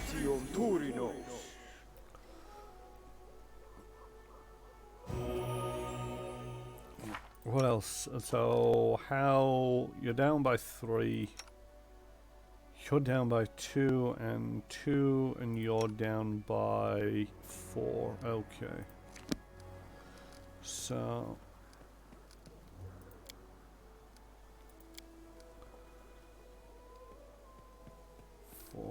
And is... Yeah, that should help.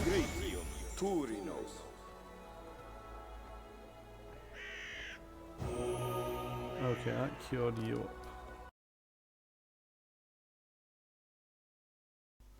I either just went deaf or something came loose.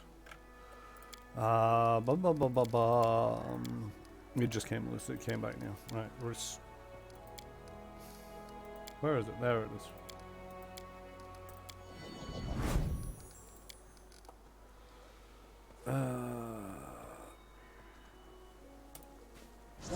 Sort out Amory.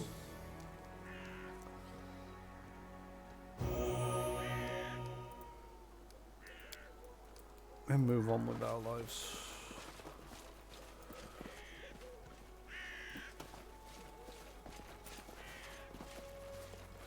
I do need to make sure that I've got some diamond dust on me.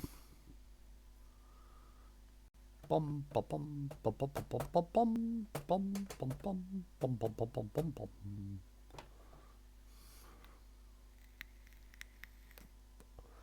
Bum bum bum bum bum bum bum. 13 hours till town.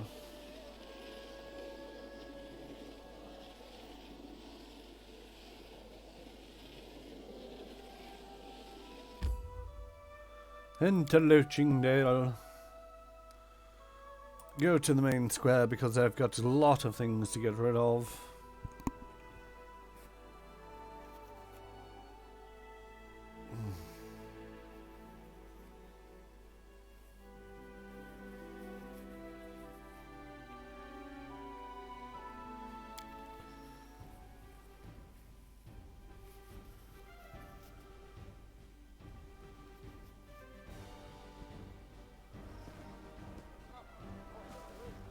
There we go. Hopefully that'll help.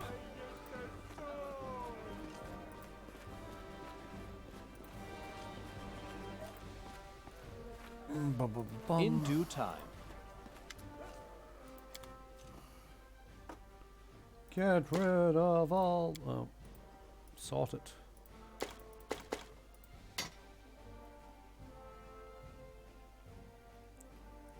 Five vicious. Attacks with this weapon get a +5 enhancement bonus on both attack and damage rolls. When a vicious weapon strikes an opponent, it creates a flash of disruptive energy that resonates between the opponent and the wielder. This energy deals an extra 2d6 points of damage to the opponent and 1d6 damage against the wielder. He's got a +5 bonus. I think that might be worth keeping.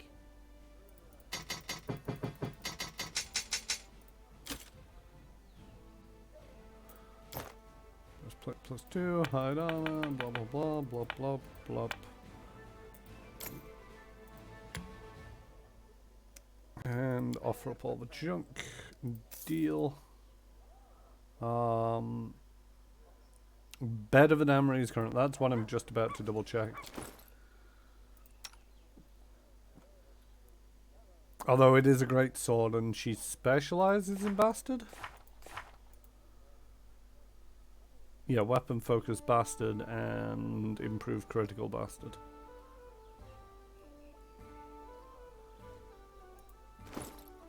But we shall see. Let's switch out for that one. 22 rather than a 17. So that barely has any positives to it. And the damage goes from a 11 to 25 to a 15 to 25. The critical is where it suffers, in that that's a 17 to 20 and that's a 19 to 20.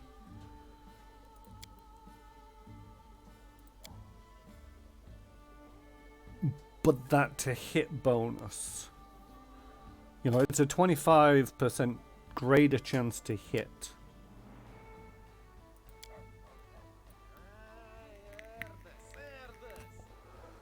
As well as when it does hit, it does more damage as a minimum.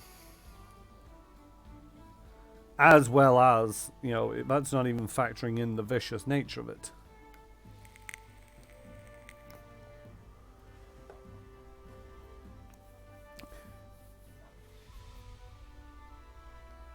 Yeah, it's one of them where it's like, this is where, you know, multiple playthroughs and knowing what you're going to get depending on how you play the game, it all starts to factor into, you know, sort of like which weapons to choose. You know, for example, if I'd known about these kukri from the start, I would have gone down the kukri line rather than the punching dagger, because I've got a feat there, weapon focus, pretty much useless. I don't think I've got anything else.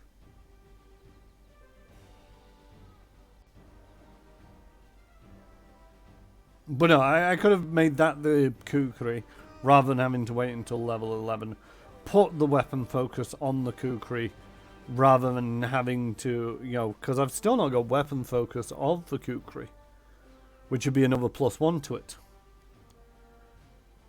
Which I really think would help because, you know, I'm currently at a 13 and 8, you know, compared to Amory's 22, 17, and 12.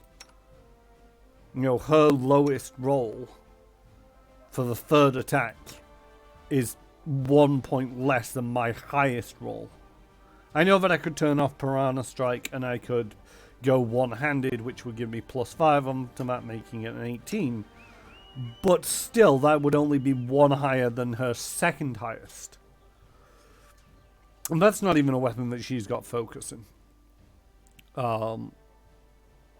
You know, I could get, at the same token, you know, weapon focus, great sword.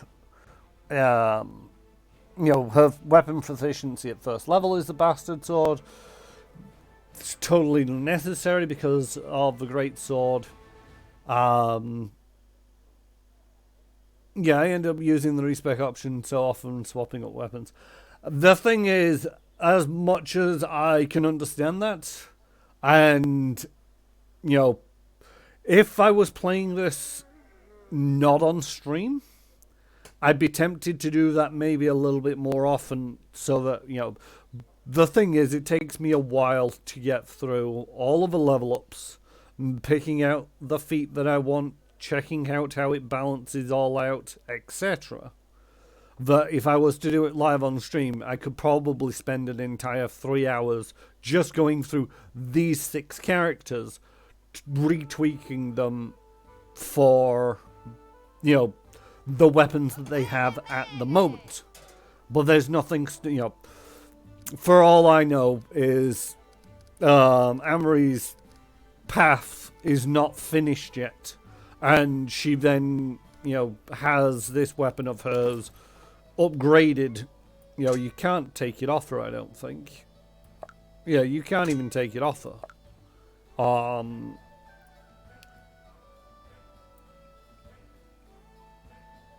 So to a certain degree, it might become enhanced at some point.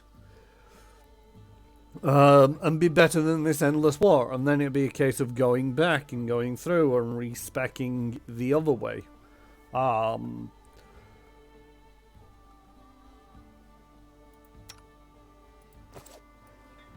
The other option that you have is, you know,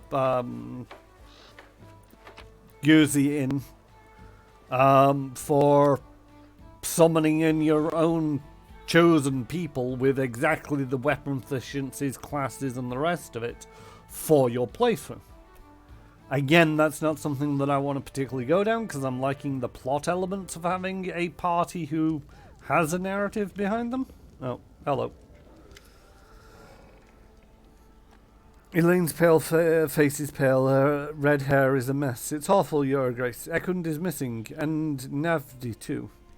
An old friend of Ekund you met at Elaine's tavern. What do you mean, missing? He was happy for a while after our feast. Things were going well, but then he started feeling down, restless. His thoughts may have turned to his family again. And then this Nafti kept turning up. And the more he talked to Nafti, the worse he got. She was whispering something in his ear, and he kept ordering more and more wine. Then, last night, they left the inn, armed to the teeth. I tried to stop them, but I couldn't. They haven't been back since. Where do you think they may have gone? If I only knew for sure, Your Grace. Though there is one spot, the bridge over the Gudrun River. Travellers have gone missing there. They say it might be the work of giants. Nafti was close when some woodcutter told me about it. And I'm thinking maybe this woman dragged Ekun there. You did your duty by warning me, and I am grateful. I'll set off to find them immediately.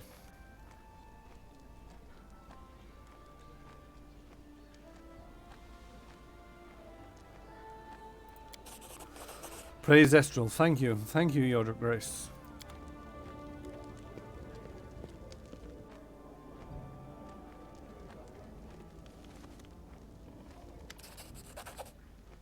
Mim Wobbleganger. The goldsmith's face shines. Your Grace, please accept this humble gift as a token of my deepest affection, respect, and whatever else the rules tell me I'm supposed to say. I very much hope you like it. I worked hard on it. Great, I can't wait to see your next creation. Believe me, you won't be disappointed. Something specific? Oh. You mean looking through and finding out what they will create specifically for me? Do a +4 morale bonus to the wearer's initiative checks. Might be useful if it wasn't sharing a slot with AC bonuses.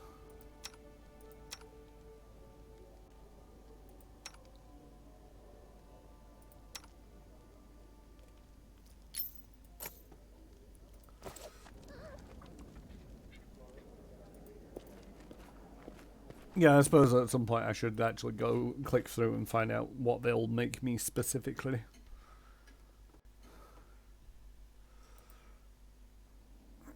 Let's see. Yep, more Kingdom Affairs have cropped up.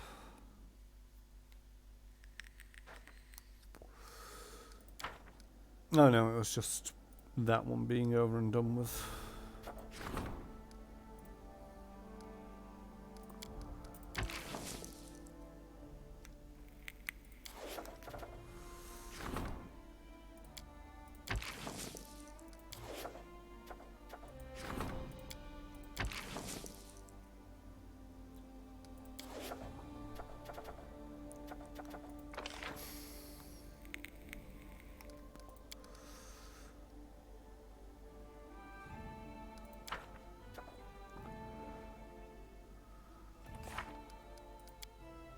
Oh, yes, I totally forgot about him already. Whoops. Should probably go deal with that. 155 days till the next curse. That is not far.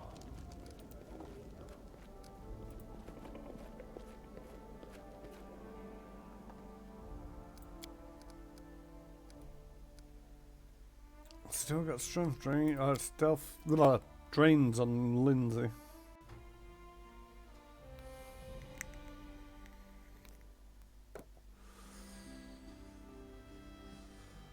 It's the bridge over the Grundig River.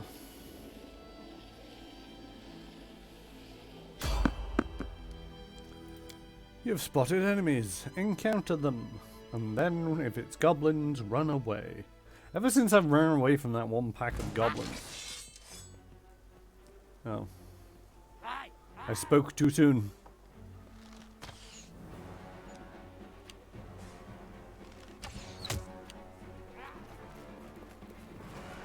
What map is this? Sing us a song, Lindsay. No, it's only a move action to sing a song. Whoopsie.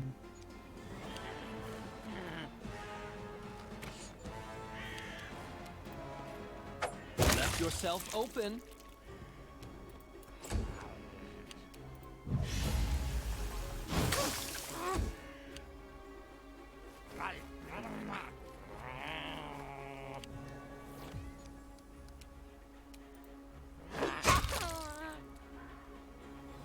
Let us strike as one! I'll try to make this swift.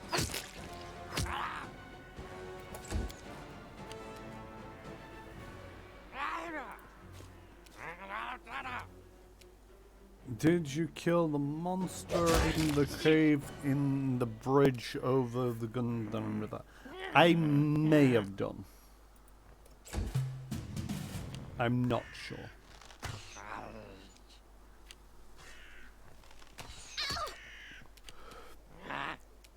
One that keeps shooting Lindsay and keeps hitting.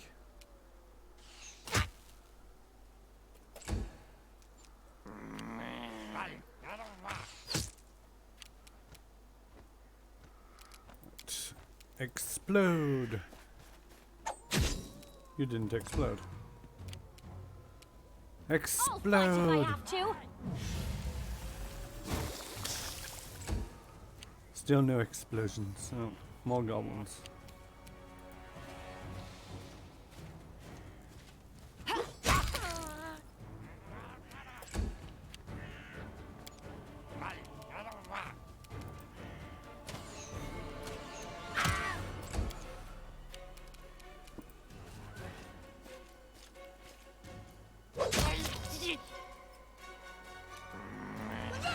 Oh, yeah, it deals damage to armory, doesn't it?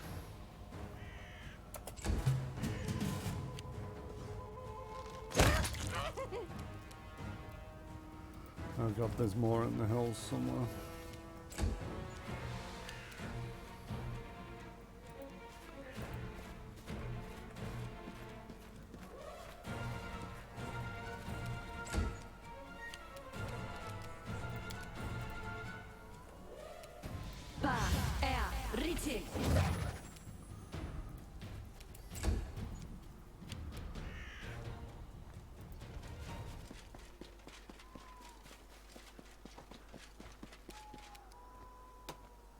I'm not seeing these other goblins.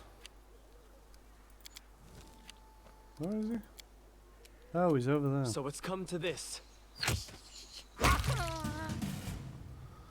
And we're leaving. Oh wait, no we're not. We are healing. See, I forgot to look at diamond dust. How am I doing for diamond dust? Oh, I got plenty of diamond dust. So like, I don't want to use diamond dust if it's a bit overkill because it's only a few points of damage, but at least it makes sure that it gets a job done.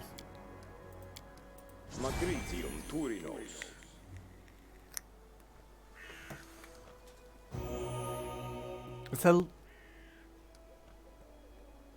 did I just accidentally cast that on himself? I think I might have done. Oh wait, I can bring it back. Bring it back. Use it on Lynn.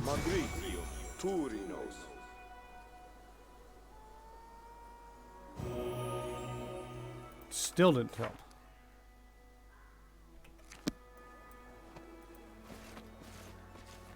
Yeah. Maybe I'm supposed to be using the restoration because it's drained. I wonder if killing it lit up like one of those lights will be a portal to the tomb that you could go through. You said you had to kill a number of mighty beasts. Potentially.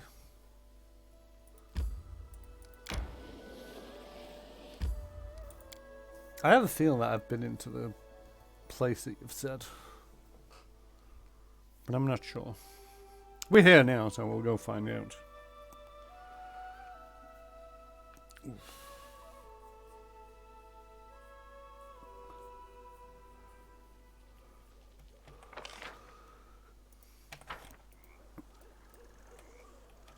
I know that we're looking for Ekund, but this is a big map for... I'm pretty sure this place has had other people here that I'm supposed to come and find. Oh, hello.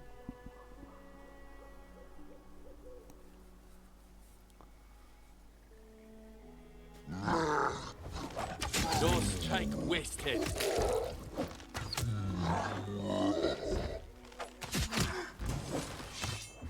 I mean, I don't really see what help they need.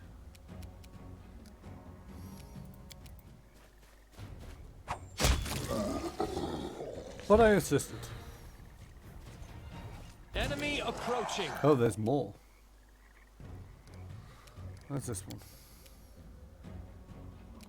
Can I charge this one? No, I can't.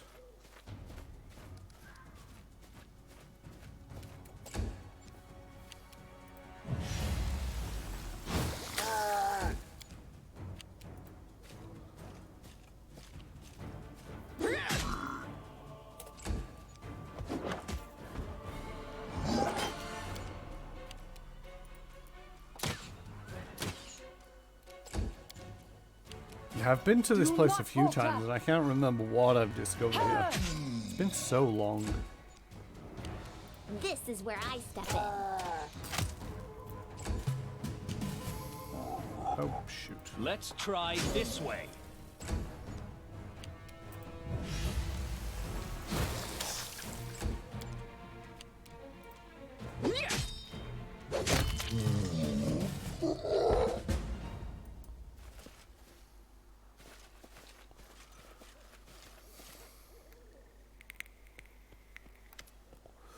Ekund frowns and looks away. I have to go. Their leader's here, there.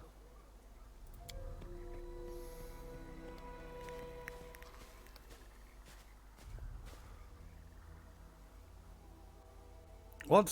Where are you going? You're insane. This isn't some sort of game. Do you have a death wish?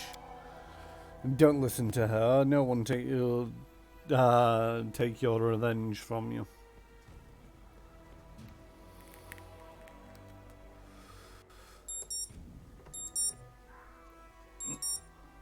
I'm gonna be right back a second. Won't be too long.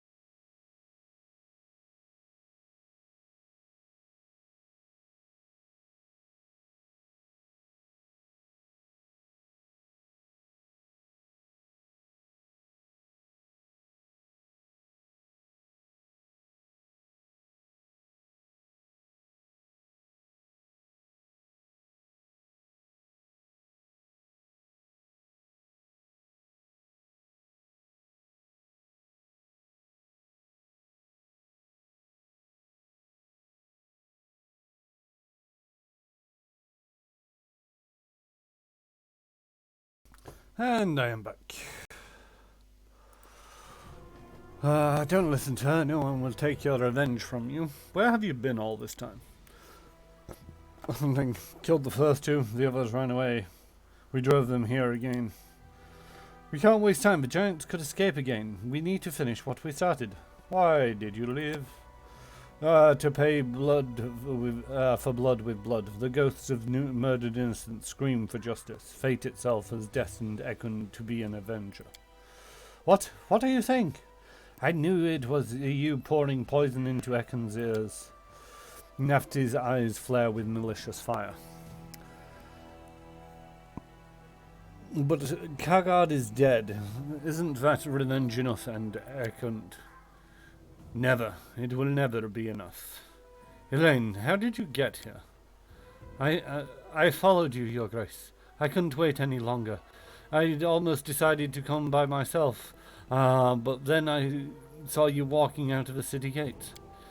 Valerie sizes Elena up like it's the first time she's taken a good look at it.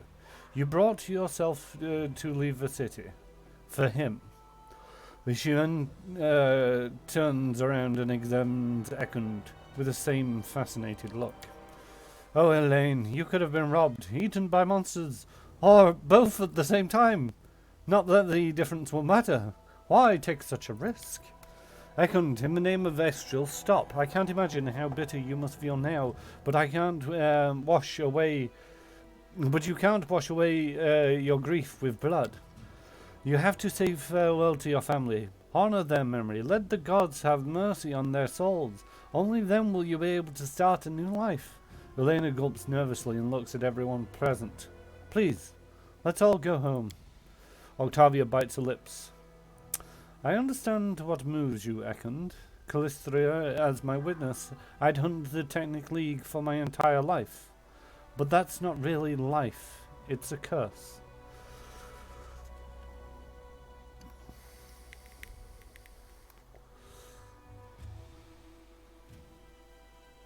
Don't let revenge drive you mad, Ekund. Killing these giants won't bring back your family, nor bring peace to your soul. Stop, and let us honor the memory of your family, as we should. But another day.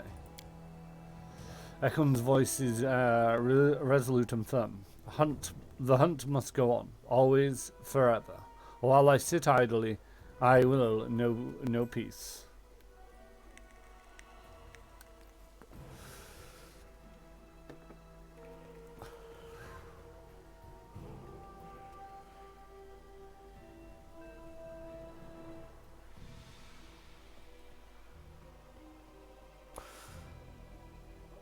Come to your senses, Ekund. What has your life become? Enough. Who are you to judge me?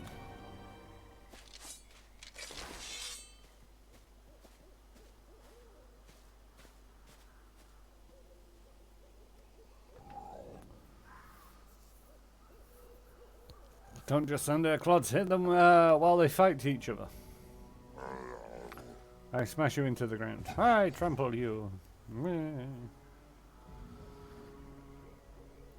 To Finish them victory! quick. Why are they attacking me of all people?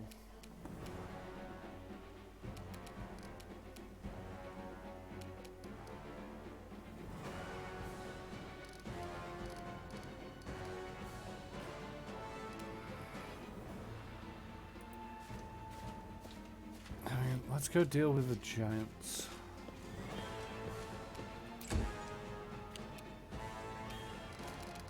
I don't have half of the spells that I should have, because I kind of wasted them on goblin hunting.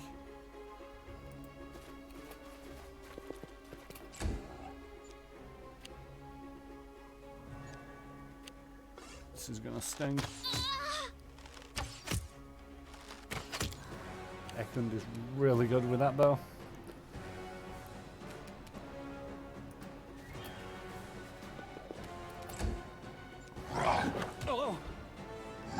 That giant is really good with that club. Protect me, please.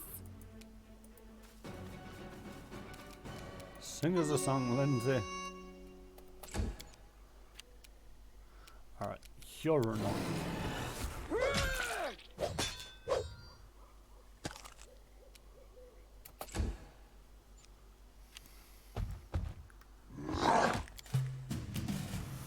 Onwards! Hit Valerie, not me. Or swing at Valerie, not me.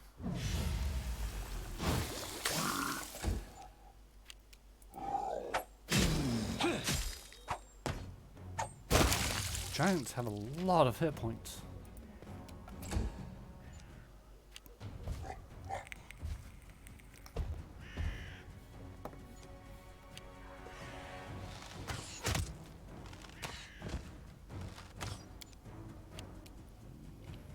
Bum, bum, bum, bum.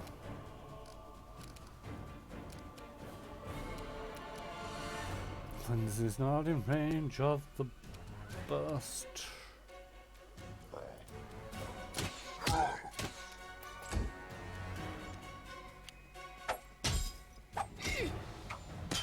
I love the way you think you can take out the Barbarian.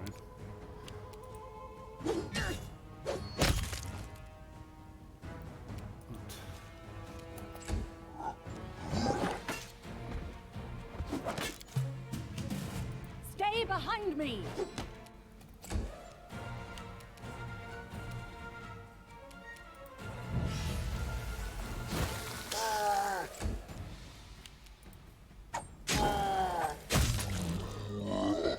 Not bad. This should do it. Calm down. Not dead yet. Now you're dead.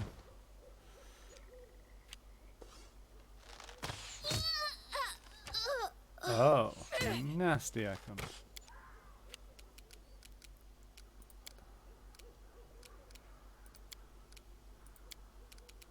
Patrizio Durinos!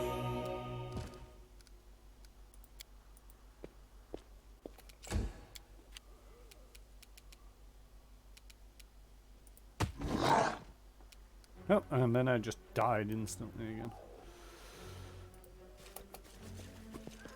I don't really want to kill Ekut. Let us strike as one!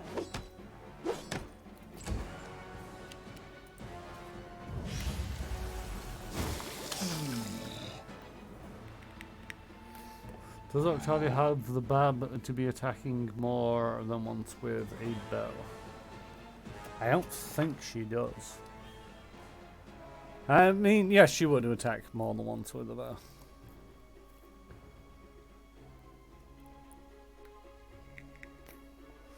Base attack bonus is 6, and you get 1 at every 5, I believe it is. I mean, in theory, yes, she might be more useful with the bow. If they don't have damage resistance. Although I think these, while they're raging, they'll have damage resistance. I don't know. Repent!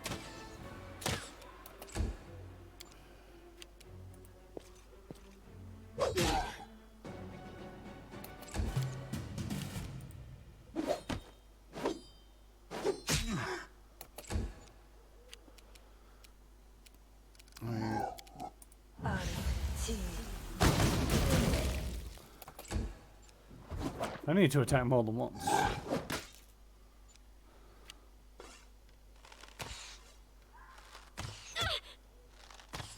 Road.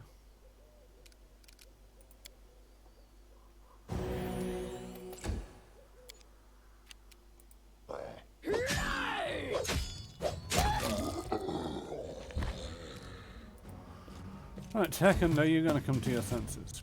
Probably not.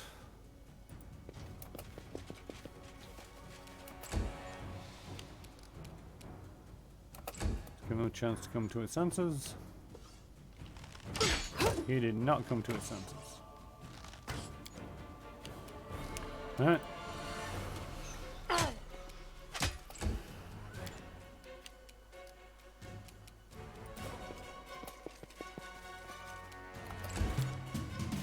Do not falter!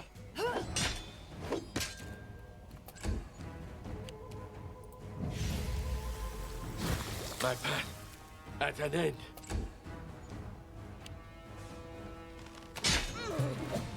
You brought it on yourself.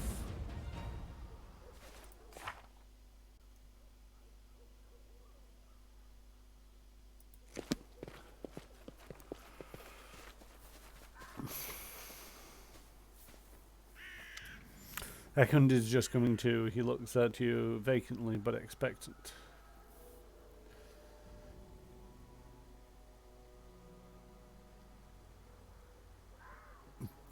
Your behavior puts the lives of your comrade in arms and your Baron in jeopardy.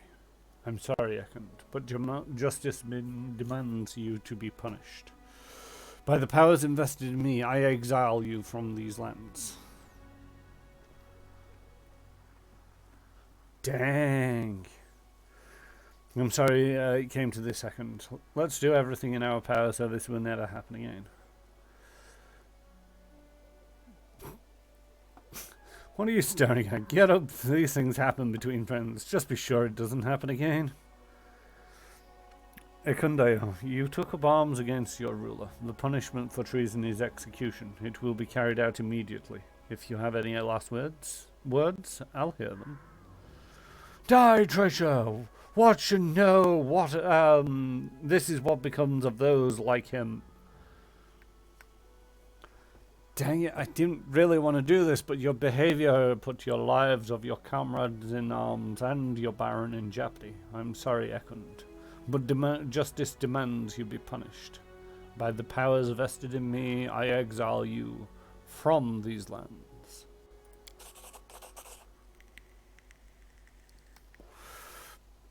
You're fair. Glad I knew you. Farewell. For better or for worse, the Baron found Ekund and Nafti. The page has turned another... What was it?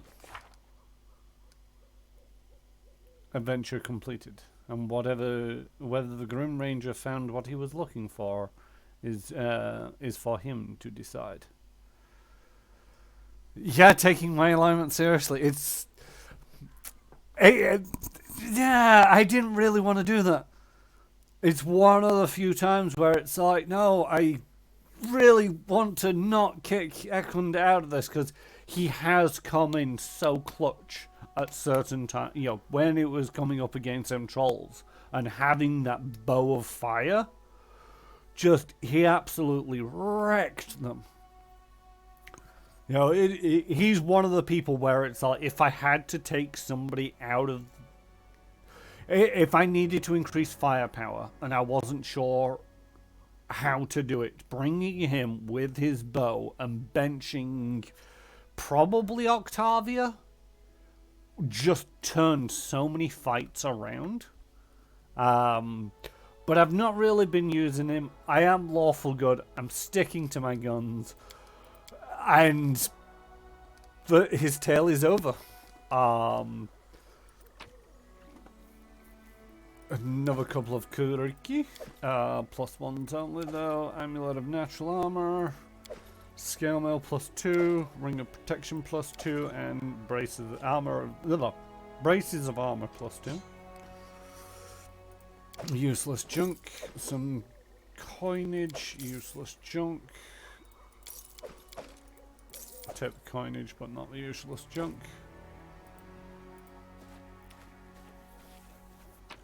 Yeah, it's not the outcome that I would have desired, but you know, it's the outcome that happened. Oh, a great club +1, yay!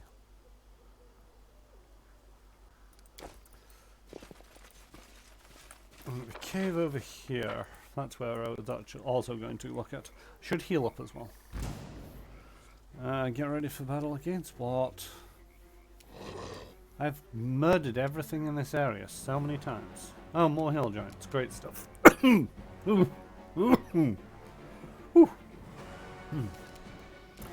Right. I probably shouldn't charge in headlong.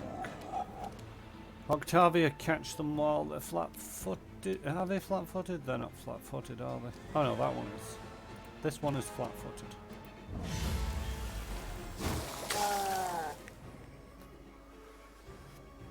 Yeah.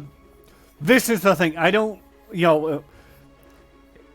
if I wasn't playing this on stream and saying that, I'm playing it lawful good, I probably would do exactly the same thing where it's like, no, I'm not getting rid of Ekund just because he tried to kill me. He's far too useful for that. Take the chaotic good choice and basically be like, yeah, make sure that doesn't happen again, but bygones are bygones. I'd so totally do that. I'd take evil options if I was playing. Oh. Well, Shaylin, not Shaylin. What's she called? Lindsay's disappeared again. Let's move away from the excitement. Valerie, could you annoy him a lot?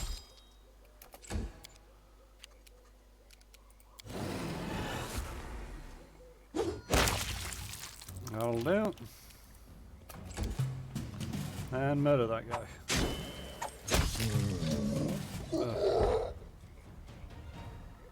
Right.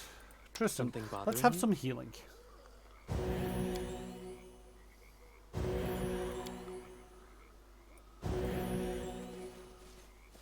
I will have to go pick up Lindsay in a bit before I go elsewhere.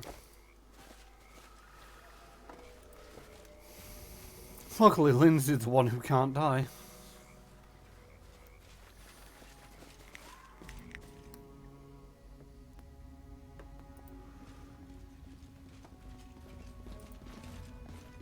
Yeah, I think I came here and murdered everything a while ago.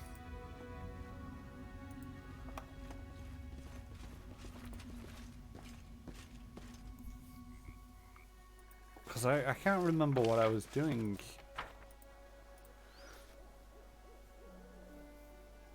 I feel those rings are more of a hindrance once you can raise dead. Yeah, it is a bit of a hindrance. It was a major hindrance when it came to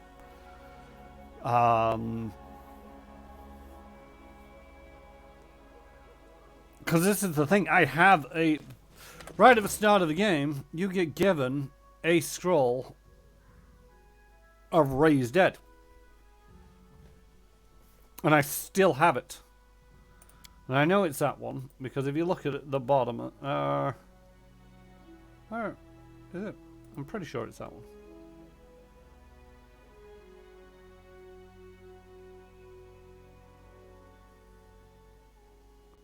I've lost it again. Resist acid, remove sickness, reduce person, raise sickening, raise dead. It should definitely be that one. Or is it under something else? Eh. Yeah, the signed one. Where is the signed one of Raised Dead? It's... Did I actually use it?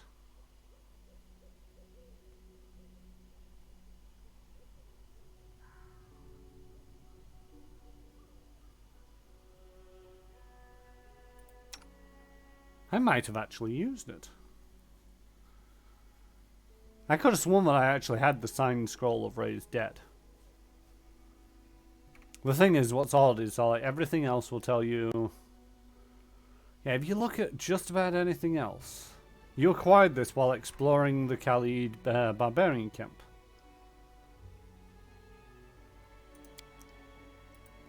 This doesn't actually tell me where I found it, which is a bit odd. But yeah, you had the signed one from the start. And it was like, when I was going into the first world, and I couldn't get out until I'd solved everything. Lindsay died and disappeared, and it was like, but I have a scroll to bring you back. But nope, couldn't do that. Luckily I'm not too far from the keep.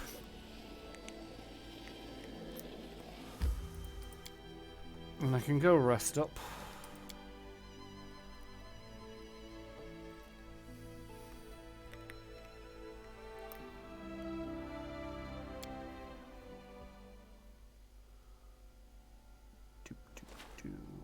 And there she is. She don't need to say anything, do I? No.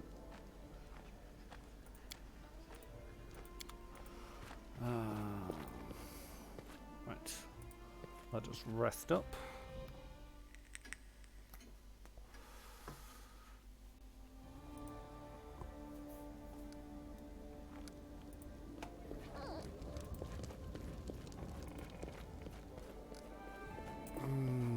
Let us sell up as well. I'm carrying a little bit of junk.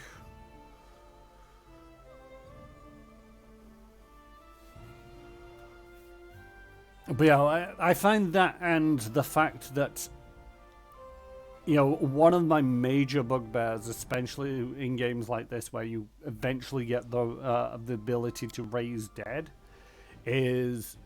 I remember it was mainly in Baldur's Gate, but it had the same premise. If your main character died, it was game over. The thing is, at the end of the original Baldur's Gate, or partway through the second Baldur's Gate, I can't remember which one it was. But I got into a fight where it was like nigh on impossible to win. And it's a really tricky fight to begin with. And yeah, here's the junk. I think everybody's wearing... That's a 2. That's initiative checks. That's a 2. That's a 3. And that's a 1. Okay, so the 2 is actually... I'll keep hold of the 2. Actually, let's deal that and essentially go over to this. What am I wearing? Ring of Luck and Deflection +2. No, that's a Deflection +2. More additional there. Bless 3 times a day. Useful. Channel twice per day. Deflection +2. Deflection +2 plus competence bonus with melee weapons. Luck bonus. Protection +3. Ring that I can't take off for any particular reason or change out. And ring of protection +1. Okay, where the +2? And the amulet of +2. There you go, you're now a 23.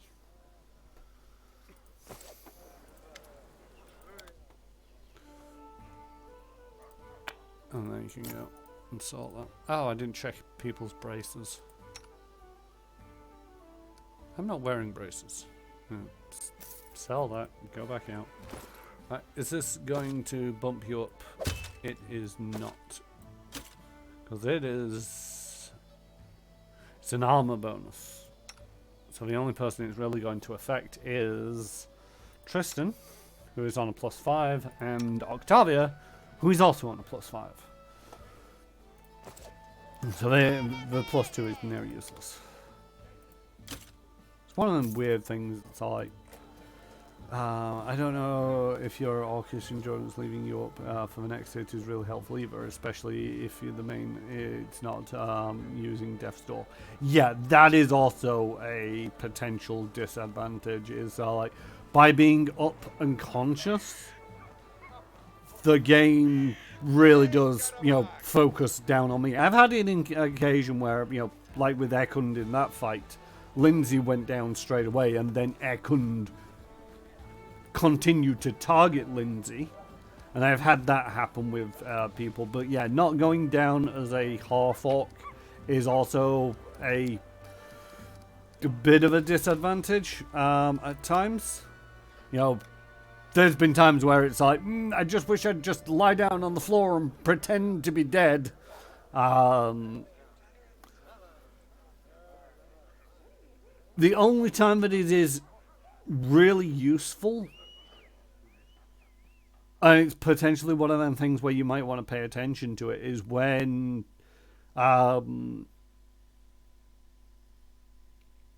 Tristan just goes before you, and you can lay out a massive heal on yourself just before somebody deals massive damage, or they've already done damage to you, and then you get the heal before you fall down, and then you still get your full turn to act and behave. But no, there's a reasonably good chance that if I play this again, I won't be half orc, because that has been punishing.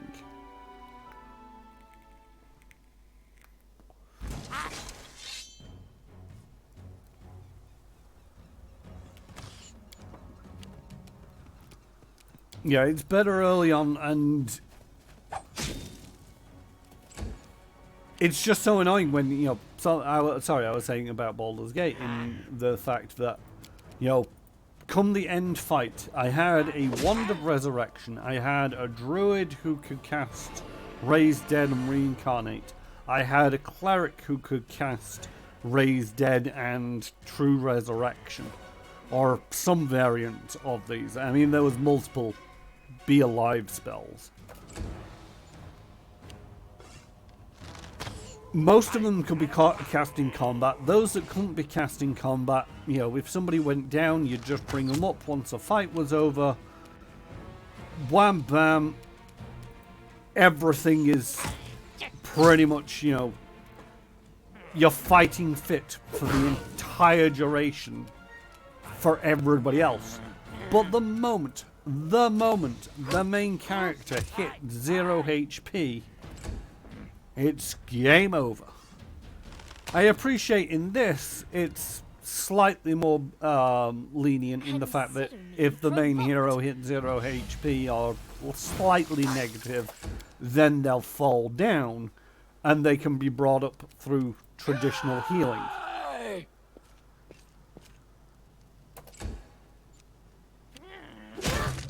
But do they have to really give a game over screen just because, you know, you get caught in a fireball? A calculated risk. And you've got Tristan with a signed scroll of Raise Dead that he can't use on the one guy that he was probably supposed to be designed to be used for. You know,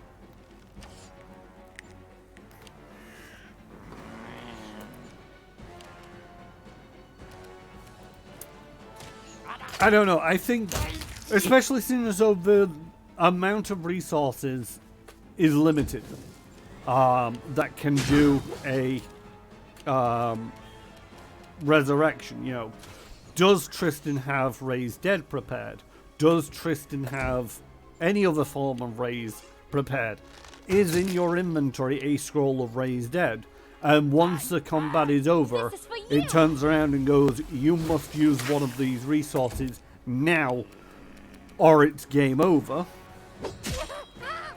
I would much prefer to see that screen and dialogue box come up and force you to resurrect there and then. Onwards! Rather than, you know, oh, you're dead, time to load. It feels so unrealistic, despite the fact that, you know, this is the whole idea of bringing somebody back from the dead is unrealistic, but you get what I mean. You forced my hand. And there we go. Everybody's sorted. And Tristan, do me a favor and get rid of that on Lindsay.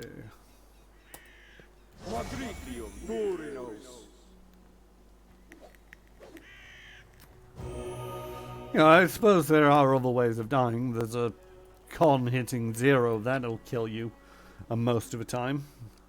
But again, you know, Tristan has restoration and other ways of bringing people back from the dead. And yeah, there's some spells that can't be negated.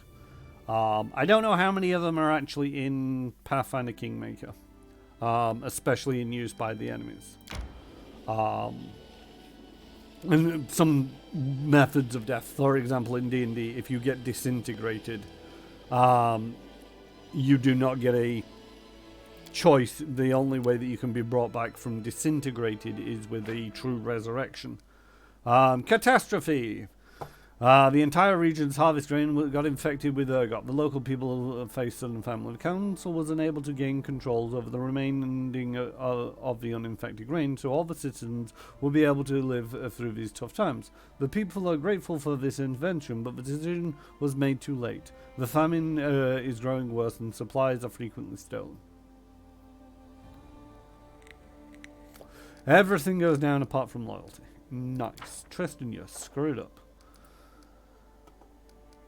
That's painful. I mean, I'm still stable, so I'm not too concerned.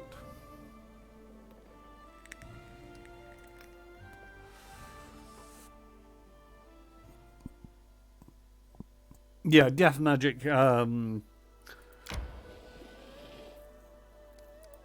It's, you know, it's very similar. It doesn't really feature much in D&D 5th edition, so I don't have too much experience. And you'll have one of the main parts. Then we'll see if there's at least one actress brave enough to go on stage and impersonate me, knowing that I'll be sitting in the front row.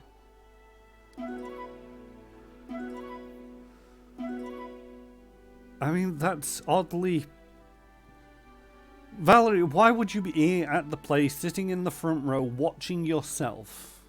Or watching to see if there is an actress brave enough to play you when you have absolutely zero interest in the arts, according to yourself. But yeah, I've heard from previous editions, death magic and death effects are harsh, you know.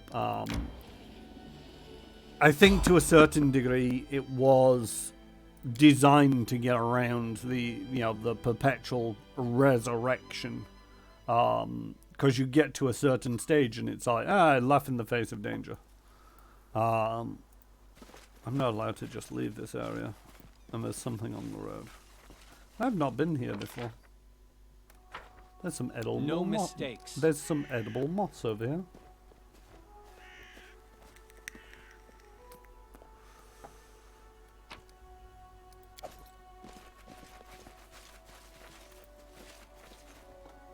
Oh, it's the Raven again. I've got a message for you. The familiar blackbird flaps his wings and calls at you. It's time to pull off the masks and answer for your deeds. My master has seen enough, so he summons you. Come, kneel before this land's true ruler. Embrace suffering, embrace pain. Surrender your spirit to Mordecai, the chosen of the 4 horsemen, and the keeper of the Oculus of Abaddon. Abaddon is a wasteland of infinity apocalyptic proportions that is home to demons. It is dominated by the citadels of 4 horsemen, which include vast stretches of uninhabited wastelands and smaller holdings of minor warlords and vassals. Abaddon holds the headwaters of the river Styx, which flows through the maelstrom, often touching hell and the abyss, to eventually pool below Pharasma's spire. Megavan was the ruler of these lands. Your master stole something that didn't belong to him. Magar Varn and his minions were impostors without rights and honor. Soon, the Empire of Mordecai will rise from its 1,000-year sleep and reclaim its lands. One such as you will serve this future in life or in death. Your master is responsible for what happened in Varnhold? Yes, and it was well-deserved punishment. One who dwelled in that town stole what was not his to possess. He trespassed in the master's sanctuary, defiled it, and brought what he stole to the place you call Varnhold. By doing so, he incurred the wrath of my master. But what happened in Varnhold? Where did everybody go? My master's knowledge and power are great. The Oculus of Abaddon has granted him even greater power. It was the Oculus that brought about his revenge over the impious ones. What do you mean by seen enough? I'm the eyes and the ears of my master. Everything I see or hear, he sees and hears as well. All we speak of, all your deeds, nothing escapes my master. The chosen of who again? The 4 horsemen of the apocalypse, the rulers of Abaddon, archdemons, harbingers of death and destruction. The greatest, the horseman of death, Charon, deemed Mordecai worthy and granted him a gift. The Oculus of Abaddon. I'm not afraid of your master. Tell me where I can find him. Go to the Valley of the Dead. Pass the gates and face the challenges that await. If you survive, my master will meet you in his sanctuary. What waits in the Valley of Death? The gates bar the entrance to the Valley of the Dead. Only the one who has the key or sacred knowledge can pass. Once my master barred the valley from the outer world and the lesser races such as yours. Thus my master could focus upon his research and rule the Empire without the pathetic rebellions and petty wars of your kind. You have a choice. Find 3 incense burners hidden in the tombs of traitors who imprisoned my master in his sanctuary, or conjure darkness, which is able to open the way to the Valley of the Dead. This way or another, you will be able to pass the gates, and my master will seal your fate. I have other things that command my attention. Your master will wait. Insolence. Keep clinging to your pitiful beliefs that your deeds matter. When you finally accept your fate, come to the valley. I'll come for you there.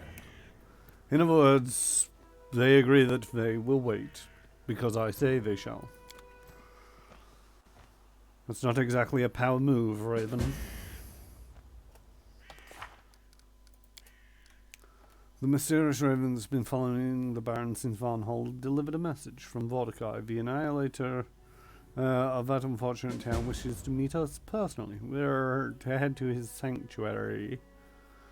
I love the way even Lindsay in her book has put it, sanctuary. Do you have any camping supplies? I do not. Is that a recommendation for this next part? Find out what Mordecai did with the population of the entire town. Strange news from Restov. It seems Megavarn's you're close. Oh, yeah.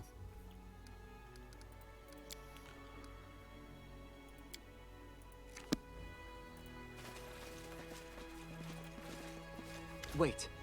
We need to talk. What's the matter? The Valley of the Dead the Raven spoke of. I know it. An ancient evil is buried there, from empires since turned to dust. Being cautious is not enough. If you go there, you must tread quietly, or you shall awaken dark things indeed. A tomb lies in the heart of the valley. That is where the evil sleeps. I know I cannot sway you from going, but if you must go, please let me help you.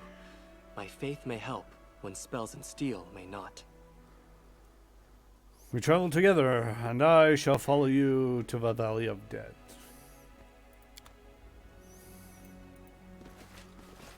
I mean, I kind of don't want to go there now. Made it seem like a dreary place.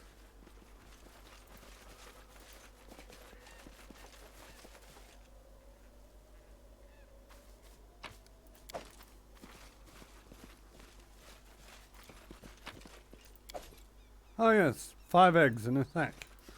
On the side of the mountain. I shall take them. They surely must be fresh.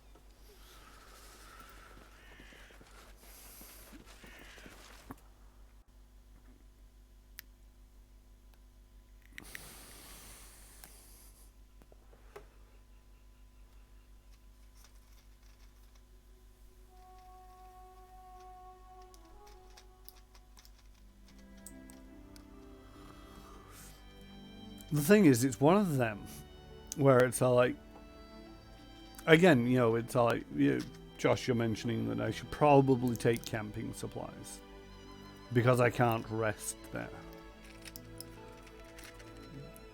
But what's stopping me? Oh, you know, I'm guessing to a certain extent, because they've shown that they're not afraid to do it at times, is they force me into a dungeon which I couldn't just walk out of, rest up, and turn around and come back into.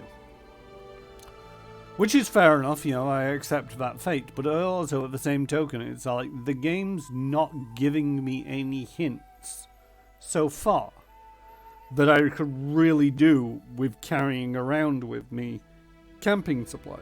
It mentions it from time to time. It's like, oh, you can't camp in dungeons, so make sure you're carrying some camping supplies, but never does it actually go, oh, you should be, you know, there are certain dungeons that you get locked into where you can't hunt, or, you know, it's not giving me, you know, I just feel that some kind of visual or representation as to what is a terrible idea to go into without camping supplies should be in some way or form noted.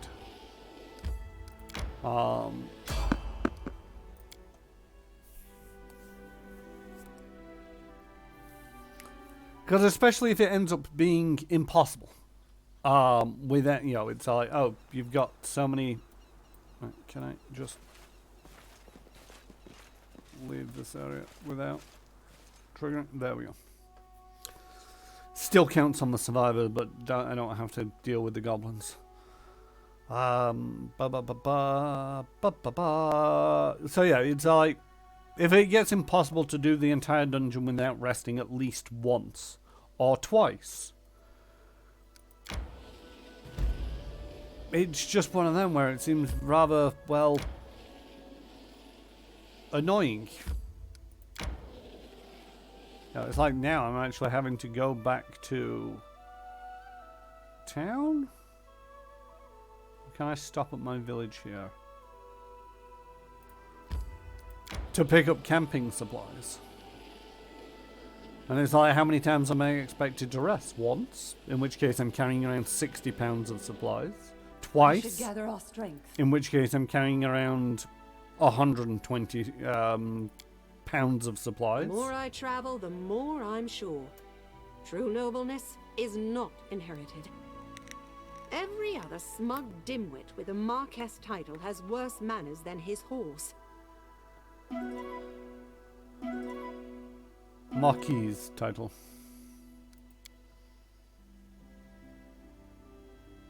I know that it's spelt Marquis, but it's actually pronounced Marquis. Annoyingly, I know that. I think it's French. Don't know.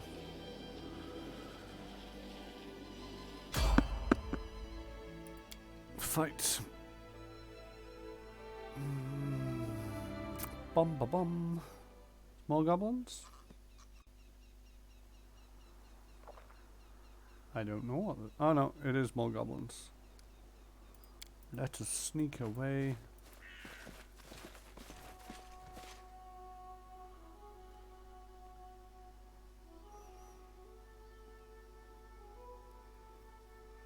I'm losing viewers like nobody's business. Possibly because I'm ranting on too much, but oh well.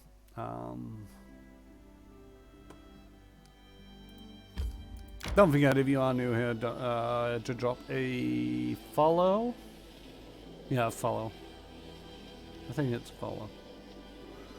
It's not impossible that things like channel positive energy can run out without the option to use something like a scroll.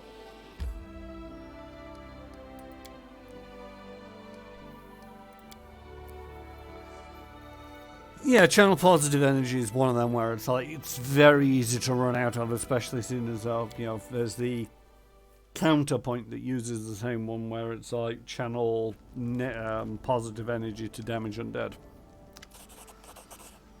And protection from arrows, potion of eagle spender, and protection from fire. There you go, a little something from old Borkin.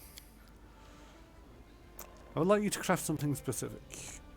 I'm running low on potions. In which case he's just going to go make potions. It's not very specific. Possibly not the greatest person to be so like, let's see what he'll make me specifically. Undead sightings. The scouts confirmed the presence of monsters and the local militia successfully eliminated the threat. Brazen thieves. The treasury has been robbed. Thieves broke into the treasury at night and carried away many valuables. The brazen crime cannot go unpunished. It's not just the treasurer's reputation on the line, but the reputation of the whole barony.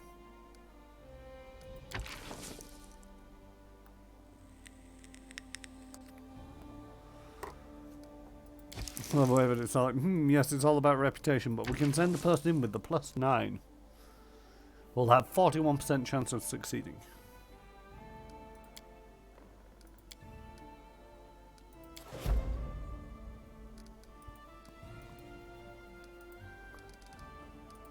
Should really get around to doing some more of these things.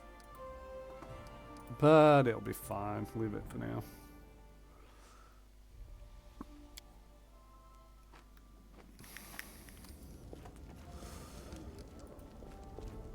See, with you saying that I need supplies, I'm going to pick up supplies.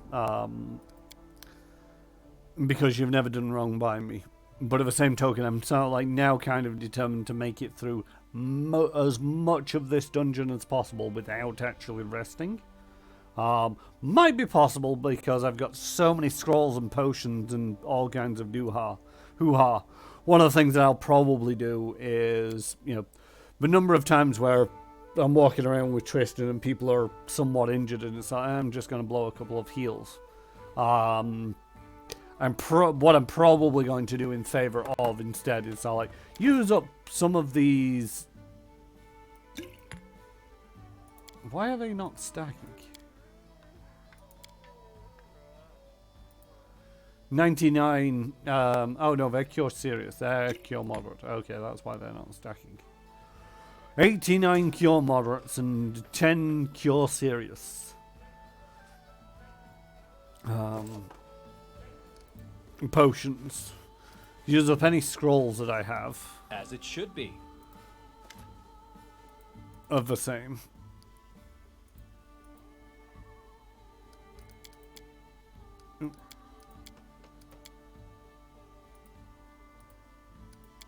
Oh, you can actually set it so that it'll...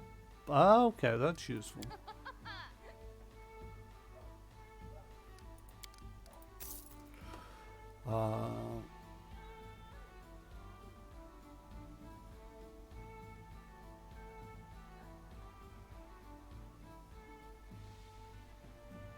Ooh, the gift of death. Unholy sacrificial. I might have even sold this to him.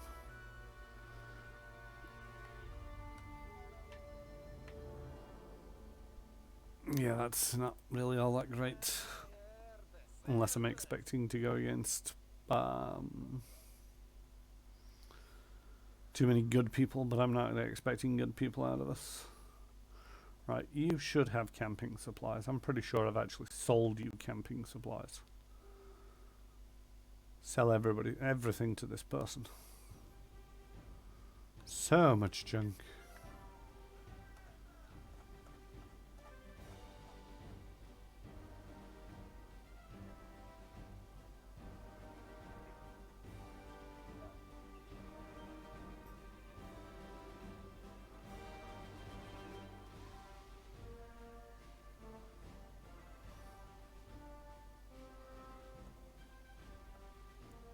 Are you trying to tell me you don't have camping supplies? Yeah, I don't think she does.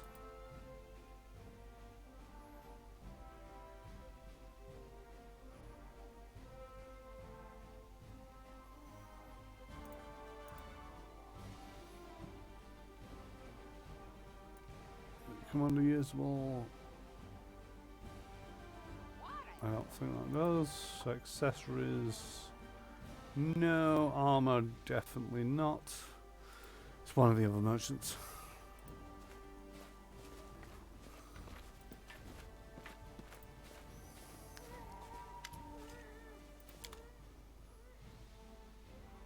Do you have camping supplies? Yes, you do.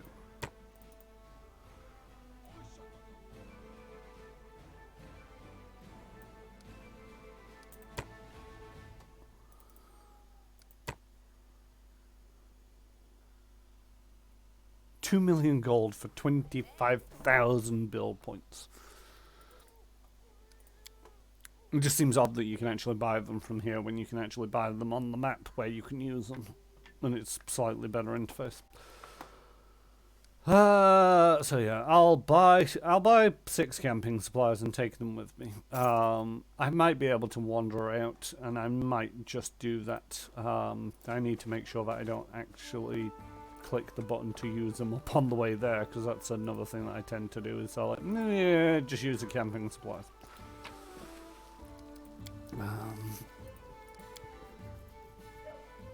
Yeah, I'm not excessively fussed if you're wrong about this. It's just one of them where it's like, it does list it a number of times as a clue. It's just like, you can't hunt in a dungeon. And they have locked me in a dungeon once before. And seeing as though it's just a case of, might as well carry around £60 worth of stuff. If it gets to the point where I'm starting to get overburdened, the camping supplies might be the first thing that I decide to throw out. But at the same token, that's likely to be at the point of,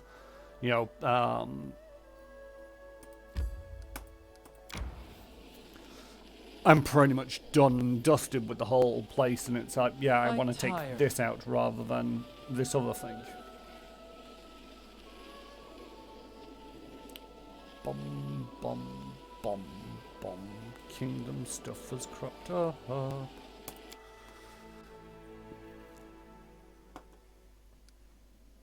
Lindsay's friends. Lindsay is waiting for a personal audience, and undead Cyclops attack.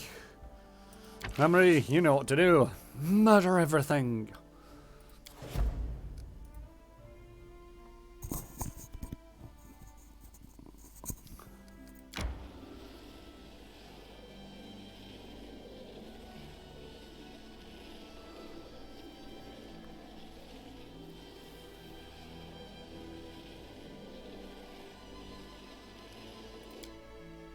Stop telling me when everybody's tired for some reason. Rest. Manage. Do not use rations.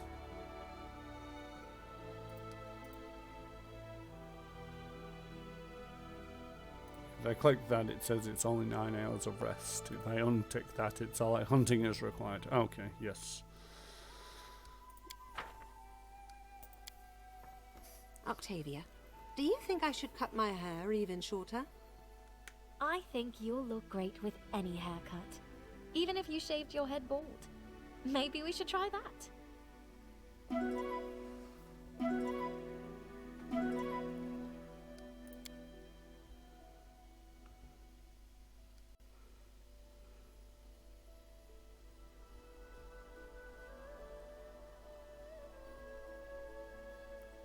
I have one large, one small, and the top hat. I may have missed one from the wizard place, but I don't recall, because I'm pretty sure I looted a lot of his stuff.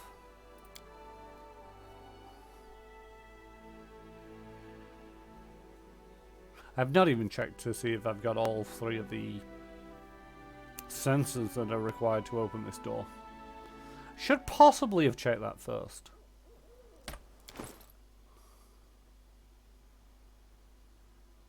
Oh, no, I do have all 3.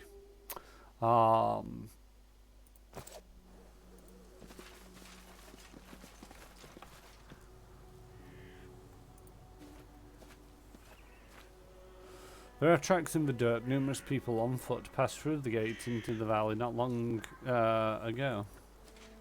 Yellowed ancient bones lie scattered amongst the sparse grass and shale. There are 6 rations in this bag. No, that would have been the In due time. really, really annoying thing is like if there were 6 camping supplies in that bag right there. I was like, are you serious?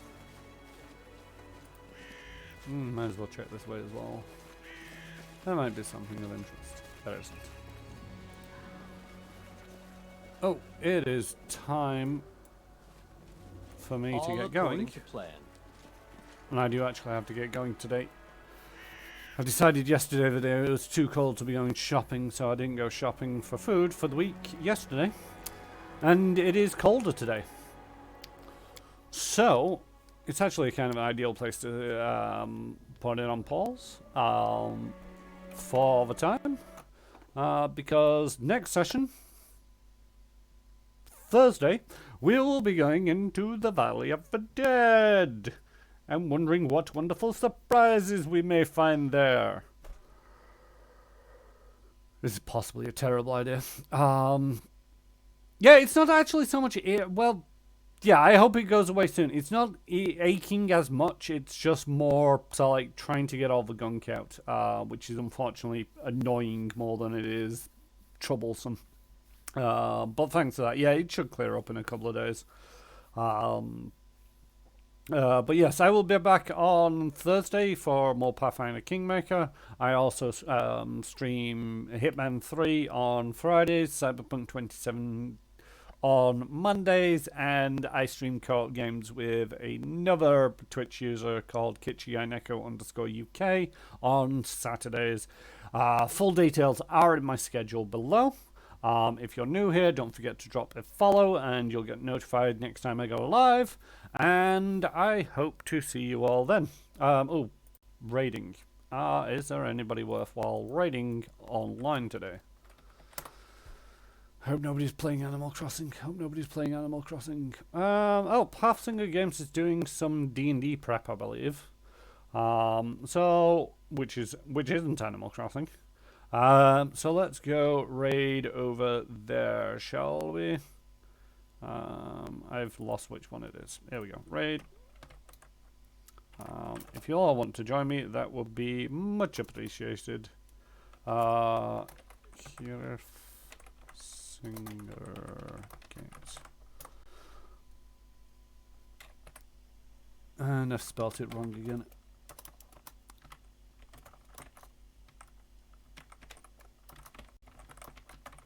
Alright, see you all next time. Daddy bye.